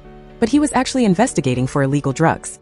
To escape the room locked by Maria and her group's plot, Munquay had no choice but to use a nearby chair to smash the glass door. The sound of breaking glass was loud in the quiet space, but it also gave the teacher and student a precious chance to quickly escape. Meanwhile, at the movie set, the filming time was close, but Puna was nowhere to be found, making Sonnet very restless. Not wanting to slow down the crew's progress, Chaiya suggested filming the scenes with the villagers first, and then waiting for Puna to arrive to finish the rest. Everyone reluctantly agreed. Just then, Maria showed up looking pretty and getting ready to enter the set. However, Safi suddenly realized they had Puna's phone in their hands, and it kept ringing because Sonnet was calling. All three of them turned pale because they were scared of being caught for locking up Puna. They frantically thought of every way to solve it, but no one could find a good reason. Finally, Maria got annoyed and said they just needed to turn off the ringer to end it, and then she quickly cut the call. Even though the villager scenes were done, Puna still hadn't shown up, making Sonnet more and more worried. Taking that chance, Maria brought snacks to the film crew, and purposely spread a rumor that she saw Puna meeting Boss Nuke from the rival company. Singa heard this and his face changed immediately. He thought Puna might be betraying the company, so he suggested changing the actor right away. Nampong didn't show agreement, but he didn't speak up against it either. Sonnet tried to ask everyone to wait a little longer and asked Chaiya to find a way to stall for time, but Singa heard everything. He immediately edited the script and added more lines for Maria to take Puna's place. Meanwhile, after escaping, Puna was lucky enough to get a ride from a kind person to the processing plant where the crew was filming. But when she just arrived and tried to explain everything, Singa coldly ignored her. He ordered to keep filming as if nothing had happened. Sonnet tried to beg Nampong one more time, but it was still useless. Seeing her role stolen right before her eyes, Puna could only shed tears and quietly leave in pain. Just as the atmosphere was getting tense, Poliu's gang suddenly appeared. They fired shots repeatedly at the scene, making everyone panic and run away. Screams, gunshots, and the sound of breaking glass rang out everywhere. In the middle of the chaos, Kitty shot Poliu's leg, but the assassin also managed to pull the trigger to fight back. The bullet went straight into Sonnet, making him fall down in front of everyone's horror. Sonnet was immediately taken to the hospital for emergency surgery in critical condition. On the other side, Manette found a suspicious crate and immediately reported it to the corporal in charge of the scene. However, when the information was passed to Captain Tom and the police force came back to check, the crate had disappeared without a trace. In the hospital, Sonnet woke up after surgery. Seeing familiar faces who were involved in previous shootouts, he started to doubt everything. Sonnet asked Singa straight out what was actually going on, and wanted to end all the secrets and violence surrounding his family. At that time, Puna brought some porridge to visit him. She acted like she cared on the outside, but deep down, She was looking for a way into Sonnet's house to get that mysterious teddy bear. At the same time, Mari and her group were scared that locking up Puna would be investigated, so they took the lead to meet Singa first. They told the story in a way that helped them, saying they only did it because they were worried Puna would betray the company. Singa didn't totally believe them, but he still had his assistant call Boss Nuke to talk in person. After eating the porridge Puna brought, Sonnet felt even more into her. He asked Puna to come to his house and cook while he was recovering. That was the chance Puna had been waiting for, so she quickly agreed. Meanwhile, Singa made a decision that crushed Puna. He announced that he wouldn't let the songwriter write a specific song for her anymore, because he didn't think she had the potential to be a big star. Not long after, Boss Nuke showed up at the company. Right from the start, he was really impressed with Puna's talent and voice. He wanted to take her to his company for training. Singa immediately asked for a contract buyout fee of 10 million. However, Boss Nuke didn't even bat an eye, and pulled out a photo of Singa having a clash with Boss Nuke to put on the pressure. Realizing that a fight would be bad for him, Singa finally had to give in. As for Puna, after she accidentally heard the whole conversation, she felt incredibly hurt. For a long time, she always believed that Darathong would help her become a singer.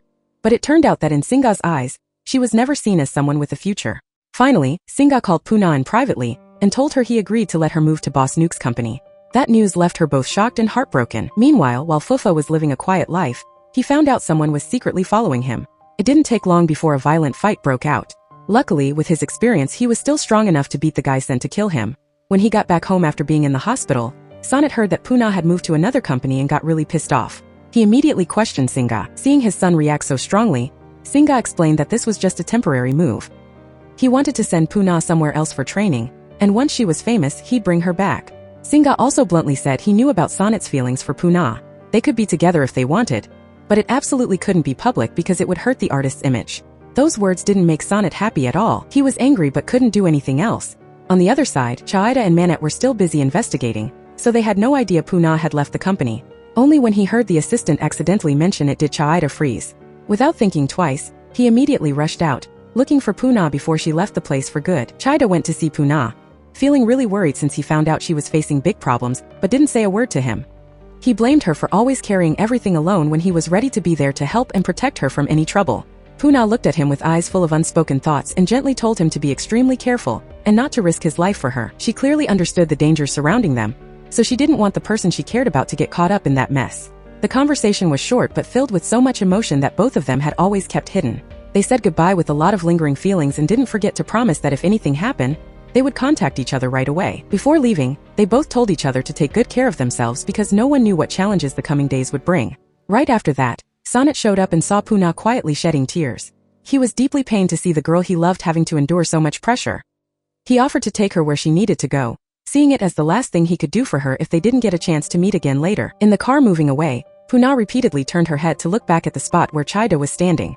She remembered the days they had overcome so many storms together, the times they stood side by side in hard times. Those moments of sharing both joy and sorrow all came back, making her tears fall non-stop. Somewhere else, the village chief still couldn't get over the events that had happened. He ordered his men to find someone who could replace Maria to boost morale and help him find his motivation again. However, Maria accidentally heard that conversation, so she got angry immediately.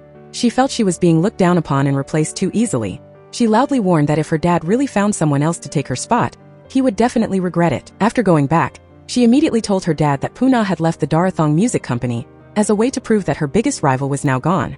Meanwhile, Sonnet took Puna to the new company to start a different journey. He didn't forget to mention the time she promised to come to his house and cook for him, which made the atmosphere between them a bit lighter. However, on the other side, Chit's people had discovered the whereabouts of Gai Chai. Manette and Chaiya secretly followed every move from a distance to gather more info. A fierce shootout quickly broke out between the sides. In that critical moment, Chaiya saved Gai Chai's life and then immediately rushed out to distract the enemies, creating a chance for everyone to retreat safely. After the event, they discovered a very important piece of information that the second floor of the laundry shop was where the criminals secretly kept illegal drugs and carried out many illegal activities. The unusual actions of this group quickly caught the attention of Captain Tom and Corporal Calm. They decided to arrest the suspects for investigation, but Gai Chai managed to escape before being caught. Then Chaiya took the lead to talk privately with Captain Tom. Once he knew Chaiya's true identity and what he was quietly doing, Tom immediately stood at attention and gave a salute as a sign of respect for him. From that moment, both of them understood that they were no longer on opposite sides, but shared the same goal of fighting dangerous criminals. As for Puna, after she left, Maria's people were assigned her job in the show's dressing room. During a special interview for Maria, Manette was assigned as the photographer in charge of capturing her best moments. Throughout the session, Their eyes kept meeting as if they were sharing feelings that were hard to put into words, making it easy for everyone around to notice the special spark between them. Right then, a surprise problem happened when Safi forgot the stage outfit. Without a suitable outfit, the group's singing act would be cut, meaning they would lose the chance to promote their image to the public. Maria was so angry she burst into tears. She blamed everyone for being irresponsible and even insulted them, saying that none of them could do as good a job as Puna used to do. Those words hurt Safi and she walked away immediately, leaving a tense atmosphere all over the backstage. At Baitong Company, Boss Nuke met Puna and quickly noticed her special talent. At everyone's request, Puna sang raw without any music. With just a short part, she made everyone there mesmerized and completely won them over with her emotional voice. Her appearance immediately grabbed attention and opened up new opportunities on her artistic path. At the same time, Chaiya caught a guy transporting flour. However, after being thrown in jail, this guy secretly met a dirty cop and passed the news that the laundry shop location had been discovered. The information was quickly sent to the criminal gang. They decided to take both Manet and Chaiya along with Chit on a dangerous new mission. But in reality, both of them had secretly tipped off the police to prepare a rescue plan.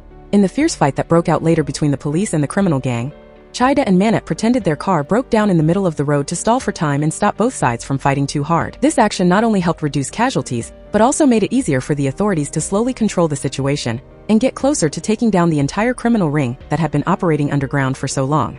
After the last mission was busted, Captain Tom caught the leader and took out several drug rings. The mastermind was furious and suspected Chaiya and Manet were moles, since there was no way such a perfect plan would get caught so easily. Things got really tense as Kitty and Singa pointed guns at them, telling them to come clean about who they really were. Luckily, Cha called right then and told the boss he found out that A was the actual police rat. The bad guys finally stopped doubting the lead guy. Puna was praying at a temple. Her dream was finally coming true, and she hoped to have a few songs released.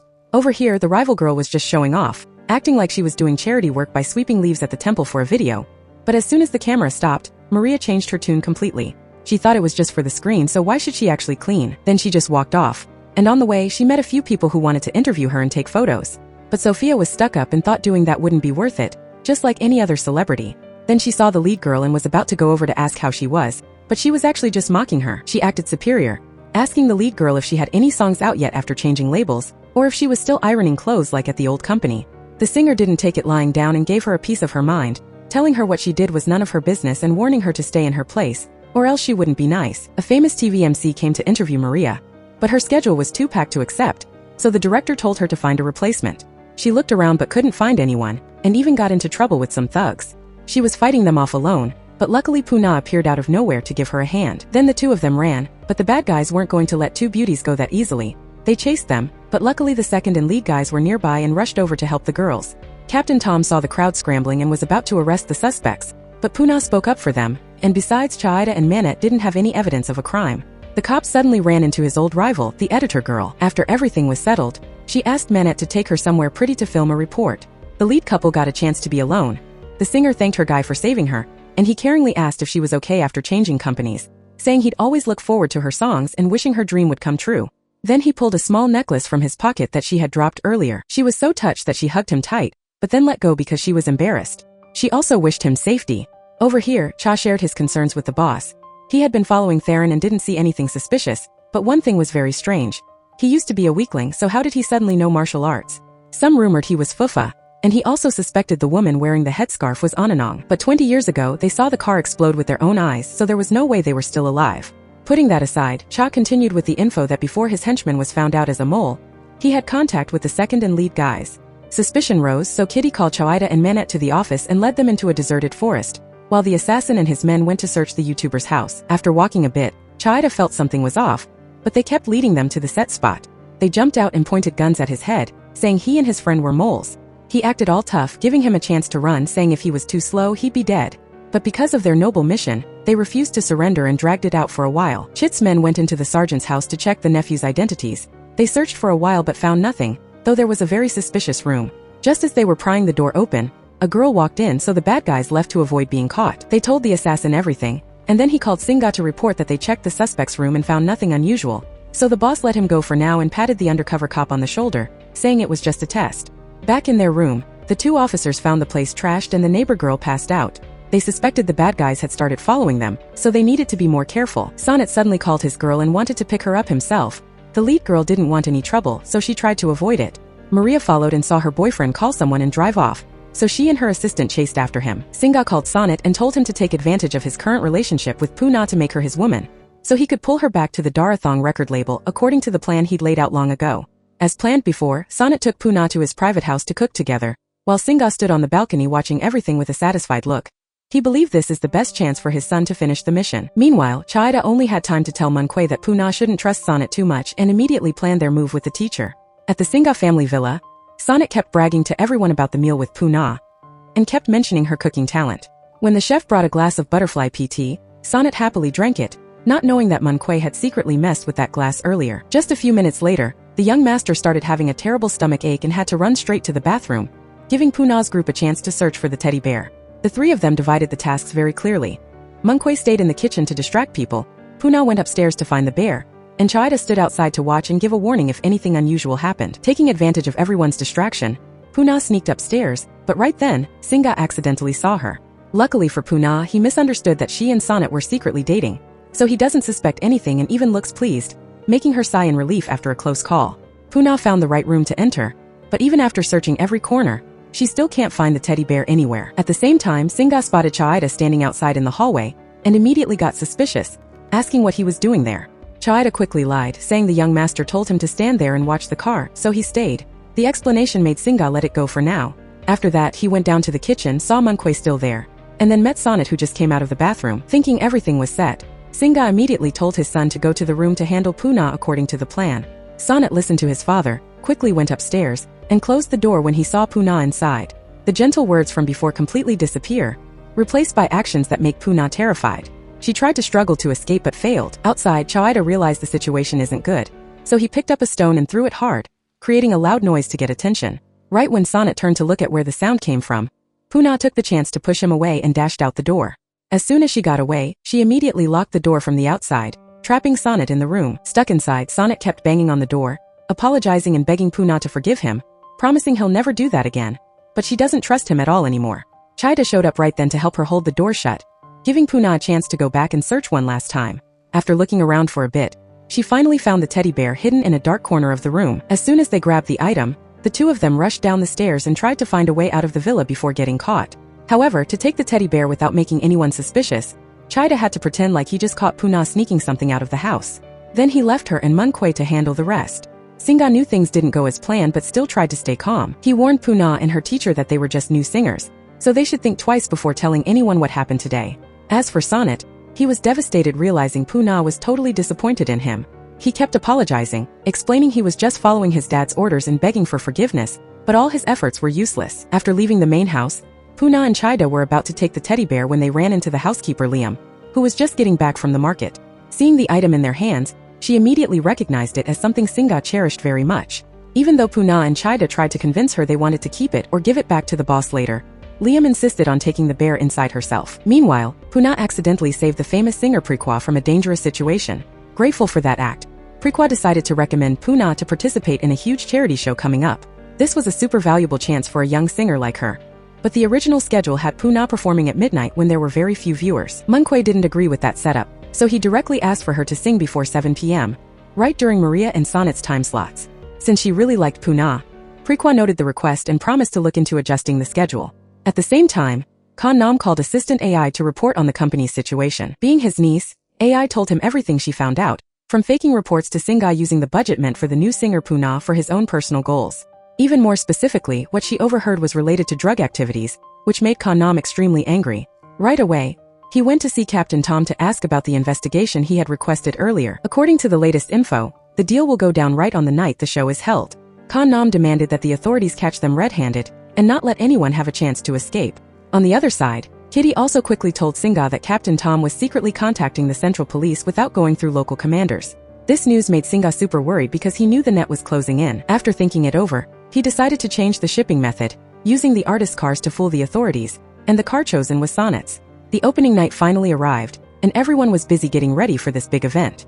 The singers squeezed in their last practice, the tech crew checked the stage, and the backstage staff kept running back and forth to make sure everything went smoothly. But right before showtime, a female singer suddenly had an accident and had to cancel her act, leaving the organizers in an emergency since they were short a person to fill the empty slot. Just then, Chaiya had just finished moving gear to the venue. Seeing him show up, some folks on the committee immediately got an idea and asked him to fill the open slot to save the show from falling apart, leaving Chaiya totally stunned by that unexpected request. DY and Safi were still bitter after being chased away, so they purposely dragged their feet and refused to go back to work. Both sat there complaining and blaming everything, thinking they had put in so much effort, but didn't get the respect they deserved. But when Sonnet showed up with a stone-cold face and a low voice, he just asked one short question. Did they still want to work or not? If they did, they had to follow him right away.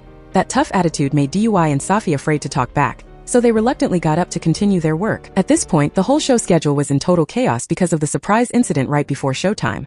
The organizers were scrambling to find a replacement for the cancelled act, while Prequa was almost in tears from the pressure. In that situation, Chaiya reluctantly became the only savior who could step onto the stage. He never expected that he'd just come to move gear, and end up being dragged onto the stage to perform in front of thousands of people. Chaiya was super worried because he had never had professional vocal training, let alone stood on such a big stage. He was afraid that if he didn't sing well, he would ruin the whole show.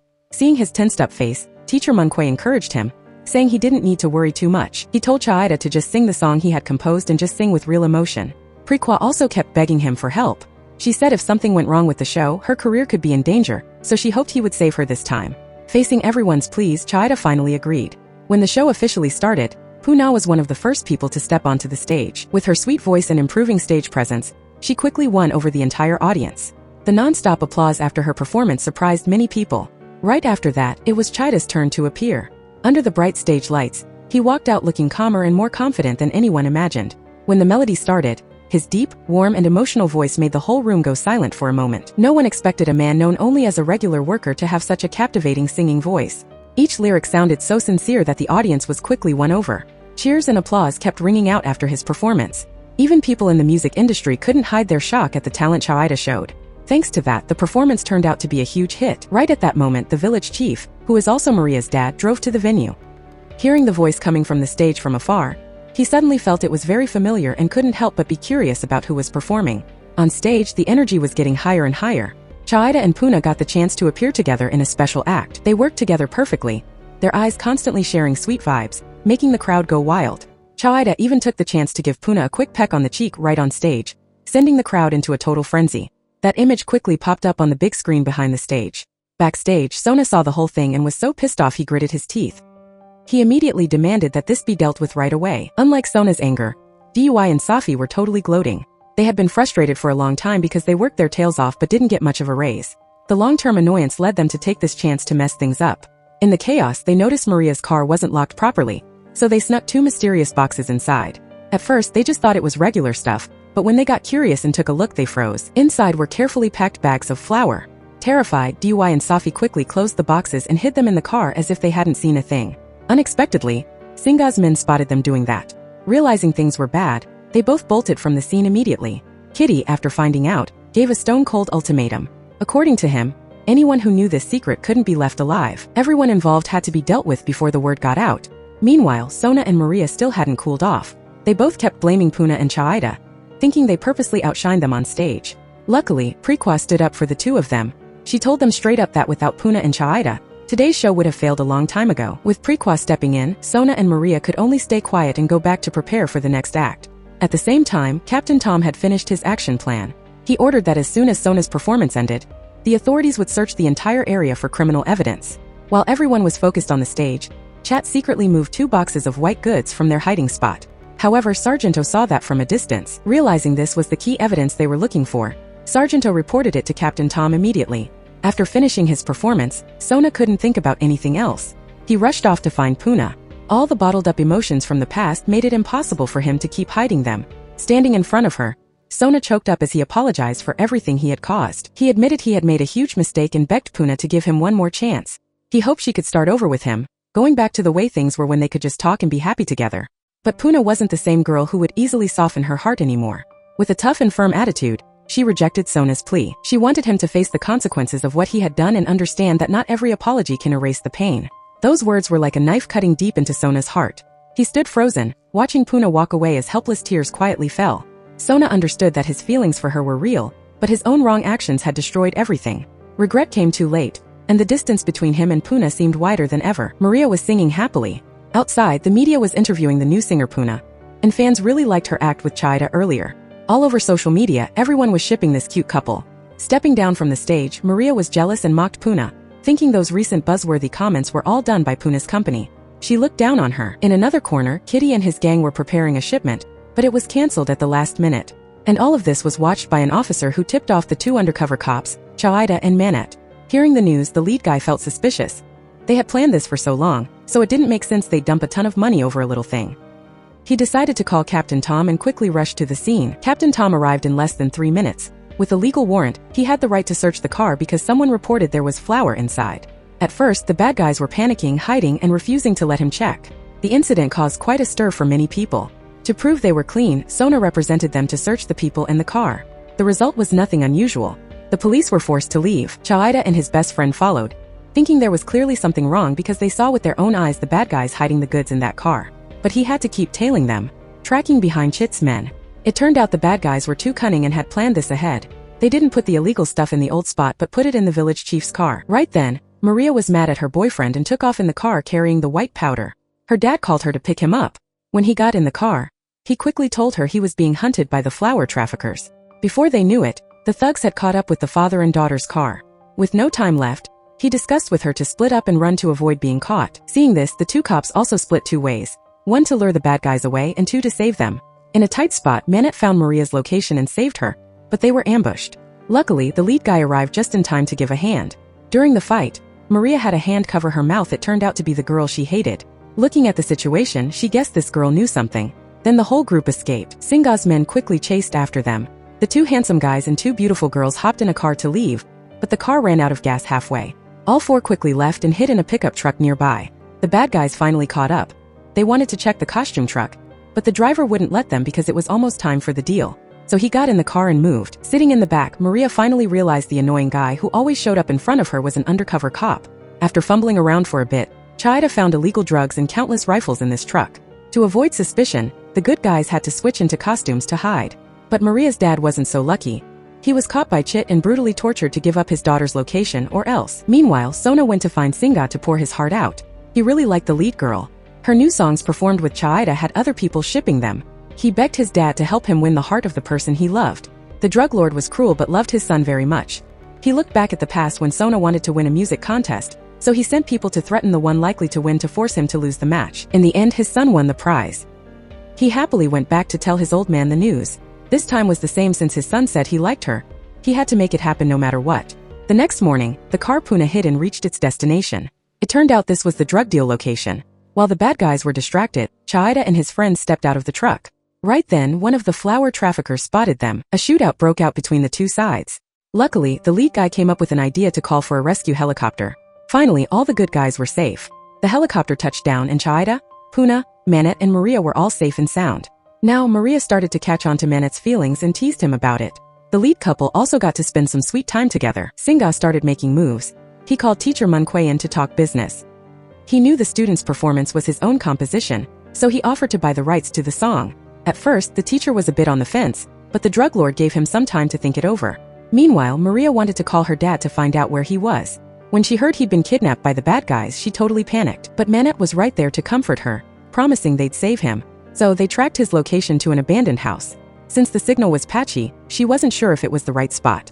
But with his cop instincts, Chaiya confirmed it probably was because there were guards. Without waiting, Manette and Chaiya split up to sneak in and rescue him. At this point, Sona was really worried about the song and kept calling the lead girl and her unofficial boyfriend. But they didn't pick up. He went ballistic and decided to go somewhere, only to find the girl he loved with the guy he hated. Because of him, Puna had rejected his feelings. So a fight broke out between the 2 men.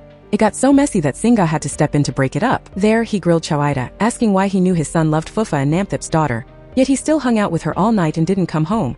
Did he know that acting like that would hurt his old boss? Chaiya fought back with the excuse that he didn't want to be famous.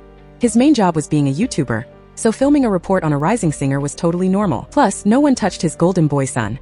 The guy just went crazy and attacked him first. Having a major headache, Singa told Chaiya to do him a favor, convince the girl's teacher to sell the rights to him. Manette brought his father-in-law and his girl home. He warned them carefully to cover their faces if they went out to avoid being spotted. The cop talked it over with his girl and her coach about giving the rights to his boss. For the bigger goal of getting the bear with the film inside, Munkway accepted without hesitation. So the good guys split into 2 directions. Puna and her teacher went to see Singa and his son to sign the contract, while Chaiya snuck into Sona's room to steal the teddy bear. The teacher purposely made up lots of excuses to stall for time for Chaiya. After getting the signal, he and his student quickly left. Right then, Sona's phone died, so he went to his room for a charger and found his big, beloved teddy bear was missing. He started searching everywhere, screaming his head off. Suspecting Chaiya took it, he went to find him. At the front door, he ran into his enemy, holding the bear. He snatched it back and accused him of being a thief. Luckily, Puna came out and covered for him, saying the maid took it to wash and forgot to bring it back in. The drug lord stepped out and was a bit suspicious too, but the main character's luck helped him.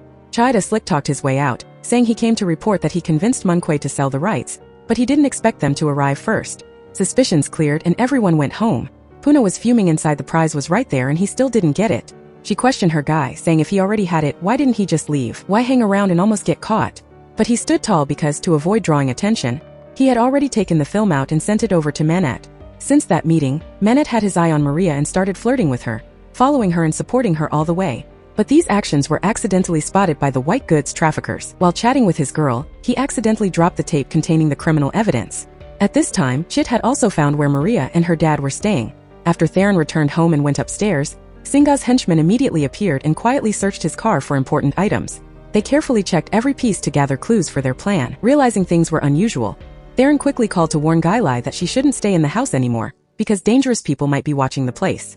He told her to get out right away to stay safe and avoid anything bad happening. Meanwhile, Puna was still waiting anxiously to see the important tape that could help her find the truth hidden for many years. However, just as everyone was getting ready to play the tape, because he had to keep moving and dealing with Singa's crew, Manette didn't know when the tape had fallen out and couldn't remember. The whole group immediately split up to search everywhere, hoping to get back this valuable evidence. Manette tried to remember every place he had passed and suddenly realized he had stopped at the Chuangai phone store, so he might have dropped it there. He quickly went back to check but eventually didn't find any trace. Disappointment began to sink in, making Puna lose hope because she understood that the tape was the key to clearing up the secrets about the old accident. Seeing her heartbroken and in tears, Chaiya gently wiped her tears and encouraged her to keep trying because the truth would definitely be found. Elsewhere, Kitty reported to Singa about the song he was about to buy for Sonnet, written by Munkway. During his investigation, he found out that Munkway was related to Ananong. The recording slowly revealed the whole revenge plan of those who suffered losses in that accident, showing they had been quietly preparing to bring the truth to light and get justice for those who died. This recording was also the reason Puna decided to join the company, because she wanted to find evidence about the past. She slowly learned her true identity when she found out she was actually Fufa's daughter. Meanwhile, Maria accidentally picked up the camera that had the important film inside. After finding out the whole story, she was extremely surprised and realized she was holding a dangerous secret. The village chief immediately warned her not to reveal this, or the people behind it would be the first to hunt her down. Maria once wanted to contact Manette to tell him everything, but her dad told her to stay calm and keep the secret, even from her own mother. At the new record company, everyone blamed Munkway for selling the song to Sonnet's side without telling them first, and they also found out someone was secretly watching the company's activities. After getting the warning from Theron, Ananong managed to leave the danger zone in time and avoid being chased by Singa's men. Chaiya and Manette continued to look for clues by asking people around Quada's house and the Prung village school, but they still didn't get any useful info. Meanwhile, Singa's men, after searching their place, found out their true identity as cops. They immediately pointed guns and threatened them, but right then, Bala and her two granddaughters appeared and stood in front to protect the two of them. Thanks to this chance, Chaiya and Manette quickly fought back and handled the attackers. Unexpectedly, Chad appeared from behind and aimed straight at Chaiya, but luckily Bala protected him in time. All three women worked together to attack, making Chat panic, while Sargento faked his voice to announce the police were coming, making them scared and quickly leave. After realizing their cover was blown, Chaiya and Manette decided to pack up and leave their current place. On the other side, Kitty asked his gang to fake evidence to frame Chaiya and Manette as white goods traffickers instead of letting the truth come out. Sonnet still persistently went to Puna's company to apologize, but the hurt in her heart meant she couldn't forgive him yet. Then Chat blocked Chaiya's path, and a brawl quickly broke out. When she saw Chaiya in danger, Puna ignored Sonnet's attempts to stop her and immediately ran to protect him. After throwing grenades to create a chance to retreat, the attackers quickly ran from the scene while Chaiya rushed to keep Puna safe while smoke and danger were all around. After all the storms they had been through, he was still the one standing in front to shield her even though he was in a lot of danger himself. Seeing that things were not looking good, Kitty immediately pulled Sonnet away from there. Meanwhile, Captain Tom got orders from the higher-ups to arrest Chaiya, Manette, and Sargento for trafficking illegal goods, charges that were totally made up by Singa and the people behind him. The police officers who were supposed to protect justice were turned into criminals just because of the manipulation of money and power by evil people. Before leaving, Chaiya felt a deep attachment as he had to leave Puna. He hugged her tight as if he wanted to hold on to the last moment because he knew that in the near future, it would be very hard for them to see each other again. On the other side, even though Sonnet had been lied to by Singa and Kitty, he still couldn't doubt his dad. He believed he couldn't do such cruel things and surely had his own reasons for everything. But the truth slowly came out when the 3 officers were taken to see Khan Nam for help. Assistant AI also showed up and brought important evidence about the organization's financial activities. These documents were extremely valuable and could make it hard for the criminals to escape the law. After that, Puna and teacher Munkwe went back home and found everything inside trashed. While searching, she accidentally found a videotape of her mom. When she played the video, Puna couldn't hold back her tears at the touching images and slowly realized the truth that her real mom was Gailai, not Namthip as she had thought. Back in the day, Gailai was a famous singer with a soulful voice loved by many, but when they found out she was pregnant, the management company didn't accept it and forced her to give up the baby to continue her career. Because of her special talent, they still gave her a chance to return to the stage on the condition that this secret wouldn't be revealed. Forced by the situation, Gailai had to give her daughter to her best friend to protect her future and career. She even tried to set up Fufa and Namthip so her daughter could have a complete home. Even though it hurt her heart to see her child leave her arms, she still accepted the sacrifice because she wanted her child to live in peace. The best friend then took the little girl to see Fufa and pretended it was her child with an ex-boyfriend after they had broken up.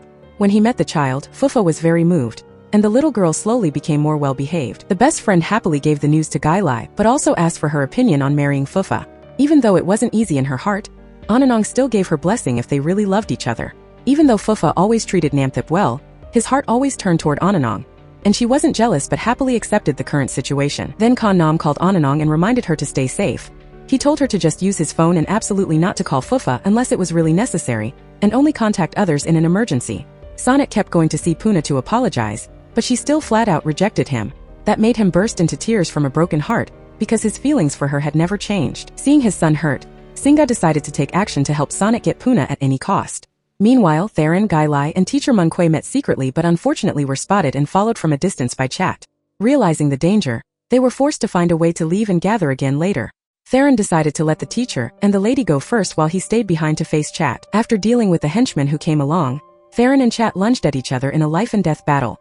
The two of them kept attacking each other, and the confrontation was extremely intense as neither side would back down. Theron fought Cha to help Ananong, and because of that, the true identity he had hidden for so long was exposed. Chaiya and Manet were framed by the flower traffickers for being involved in illegal acts, and those photos went viral all over social media. Maria was totally shocked and panicked at home. She knew her boyfriend would never do such a thing. Her dad thought about what if these two were actually bad though, but Maria insisted on standing up for the good guys because if they had done anything wrong, they wouldn't have helped her and her dad escape. When Singa's men were hunting them, they would have just killed them in the forest instead. Her mom also agreed with her daughter and fully supported her son-in-law and his friend. The landlady of the house the lead guy was renting was also surprised and floored to find out the two handsome guys staying at her place were cops, and on top of that were flower dealers.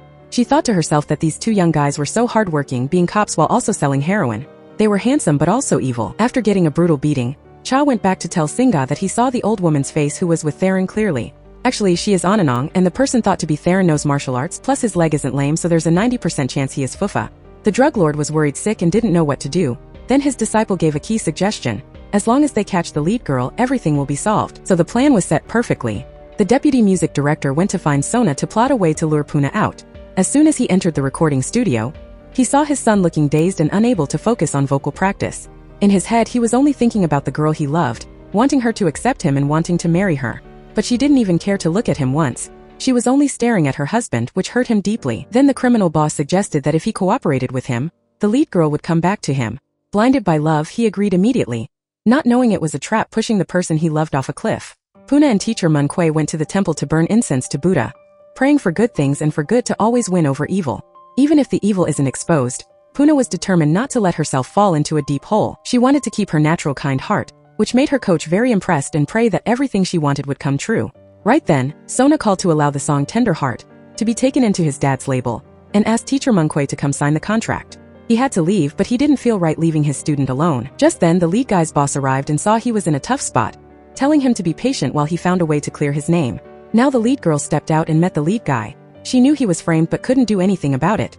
He comforted her, gave her a hug, and gave her a contact number, but told her not to call much to avoid getting caught. Not long after the man left, a gang surrounded and beat him. His wife saw this and tried to stop them, but Singa's people attacked her too and took her away. The coach saw everything and went to call Come On for help, but Come On got word that the police officer was in danger, so he went to the rescue instead. Meanwhile, the female lead was held captive by the music deputy, who interrogated her about the tape containing evidence of his crimes, but she flat out refused to talk. Singa split his men into two groups, one to catch Puna, and one to track down the location of singer Fufa and Kaman's ex-wife. They arrived and a fight broke out. They used his weakness, Ananong, against him by capturing her to pressure Fufa, and then they attacked and seriously injured him. Chaiya's boss was forced by Kitty to send the location of the good guys. He stayed loyal and acted like he was cooperating on the outside, but he secretly sent a Morse code to the police. Manette and his friend also noticed something was off and got ready to leave. Sure enough, the bad guys found his place and attacked him. Luckily, he had a plan, so he managed to retreat successfully. In another scene, the flower boss pressured the lead girl to marry his son, or else her parents would be in danger. She was forced to agree. So that same afternoon, she stood in front of Sona for his proposal. Her eyes filled with tears as she felt helpless and resigned to her fate. Then he let his daughter-in-law live in the house to please his son. Since they were big names, the major event was posted online. Chaiya saw the pictures and was a bit annoyed, but he trusted his girl wouldn't actually do that. After Puna was caught by the bad guys, her teacher found her phone and called Chaiya. He was also worried about the video of the music director's son proposing to his student, thinking there must be a hidden reason. And he guessed the lead girl might be at Singa's house. Right away, the lead guy snuck into that house and rescued his girl. He went through so many struggles and finally met the woman of his life, and without hesitating, he took her away. Sona went up to the room to find his love but discovered she had disappeared. He found out that a man had taken his woman away. It goes without saying that everyone knew it was the cop framed in the white goods case who snuck into the room and saved the young singer. The rival scrambled to find his lover. By this time, Chaiya had taken Puna to a temple to pray to Buddha and asked the lead girl clearly if she loved him, and if so, why she agreed to Sona's proposal. She could only cry hysterically, but she admitted that in her heart, there was only him. But if she didn't agree to marry Singa's son, she didn't know what he would do to her parents. She couldn't be selfish and just act on her personal feelings. Her lead man held her hand and said that if she truly loved him, she should marry him right there with Buddha as their witness. Then he tied a string around his head, and then around his lover's head. That string symbolized a connection, like a red thread tying the two of them together. Then he also promised to save Puna's parents. Then the two of them quickly left the temple. To avoid suspicion, Puna took the lead to separate from her husband, telling him he should leave so it wouldn't be bad if someone spotted them. Right then, the deputy's son arrived and caught his girl alone. He questioned her, but she flat out denied everything to brush it off. Maria just got her phone fixed and called Manette to ask about the stuff going viral online. She also believes he's not involved in it. He explained everything clearly and asked if the tape he got from the bear at Singa's house was with her because she was scared of being dragged into it and having the bad guys come for her. She hid the truth about it. Today Pai, a close friend of Captain Tom, used the excuse of working for an event planner to get close to Puna. Being overconfident, the boss agreed. After succeeding, she immediately called her best friend to update him on the situation. Captain Tom and 3 officers had a heated discussion about how they must save Puna's parents. Theron didn't want to be locked up in this hellhole anymore. He wanted to escape because he didn't want his niece to worry. He broke the door until his hand was bleeding. Seeing that, Guy Lai felt pained and knew it was time to tell him the truth about 20 years ago. Actually, Puna is her biological daughter with Fufa. Back then, because Kaman liked her, his father threatened her to marry him, but her heart still belonged to the man she loved. At that time, she asked her best friend Namthip to hide the story and help her raise her daughter. And the song Tender Heart was something she composed specifically for Fufa. Right then, Theron burst into tears because he knew the truth, and he also admitted his identity was actually the singer Fufa. The next day, Pai went to see Puna and Sona to discuss the wedding plans later. She made an excuse to get Sona to leave. Then she and Puna got together, and she reached out to give her a tracker and let her know about her boyfriend's plan.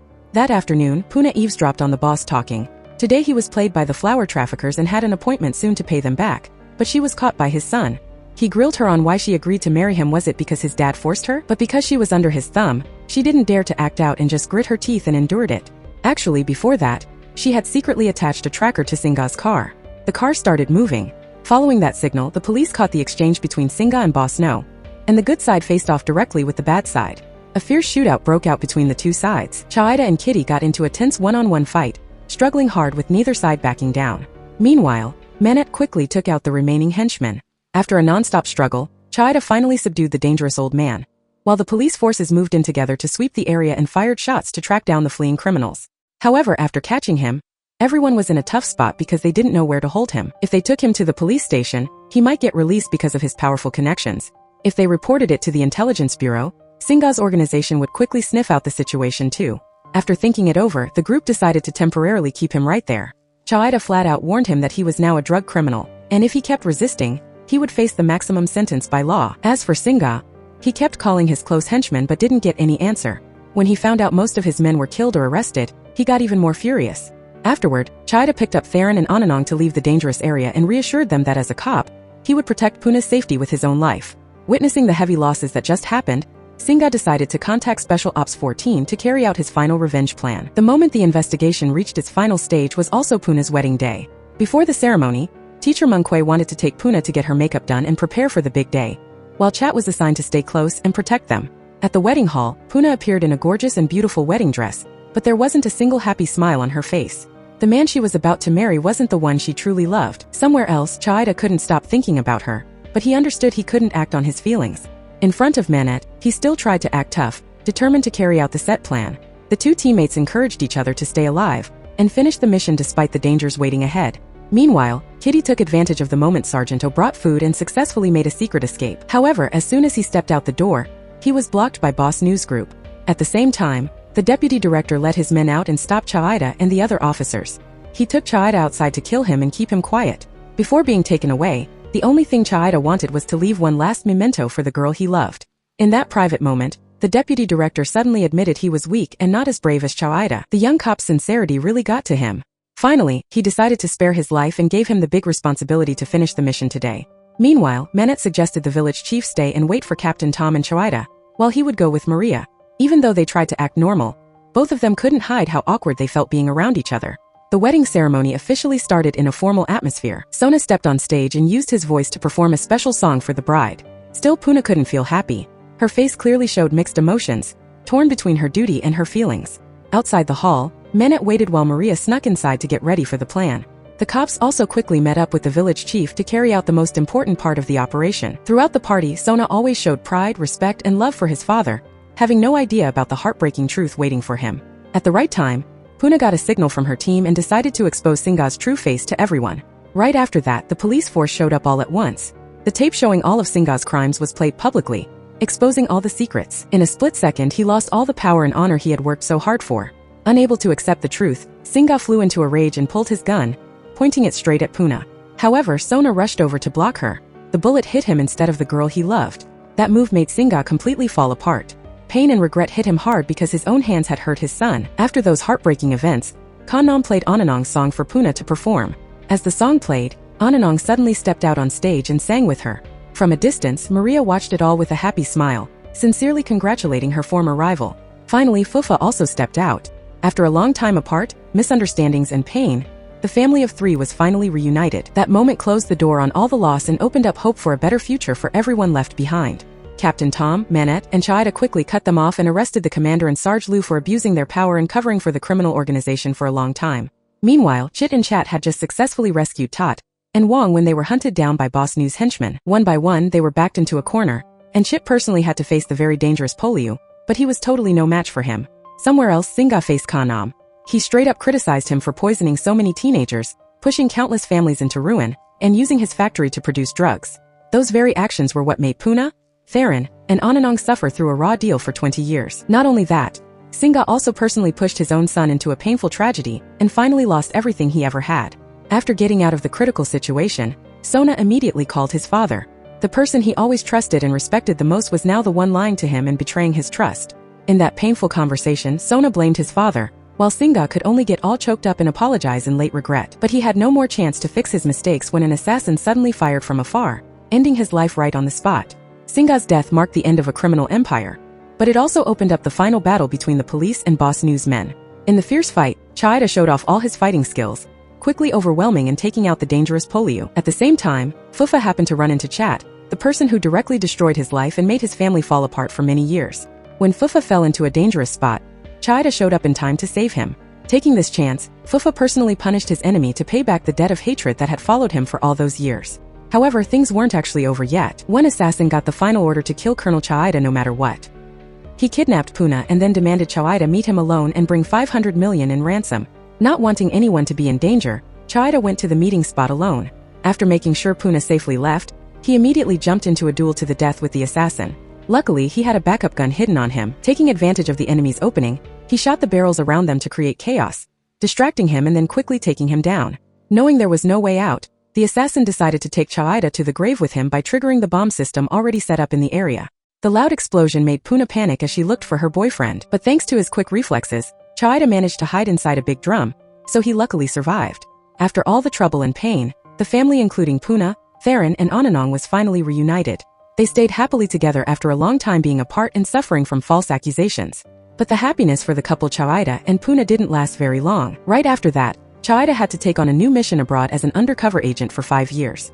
Manet also had to head out on his own mission, leaving behind a heartfelt goodbye for Maria.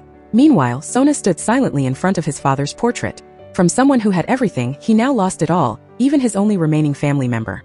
Puna came over to comfort him and said she didn't care about the past anymore. Hearing that, Sona burst into tears and sincerely apologized for everything that had happened.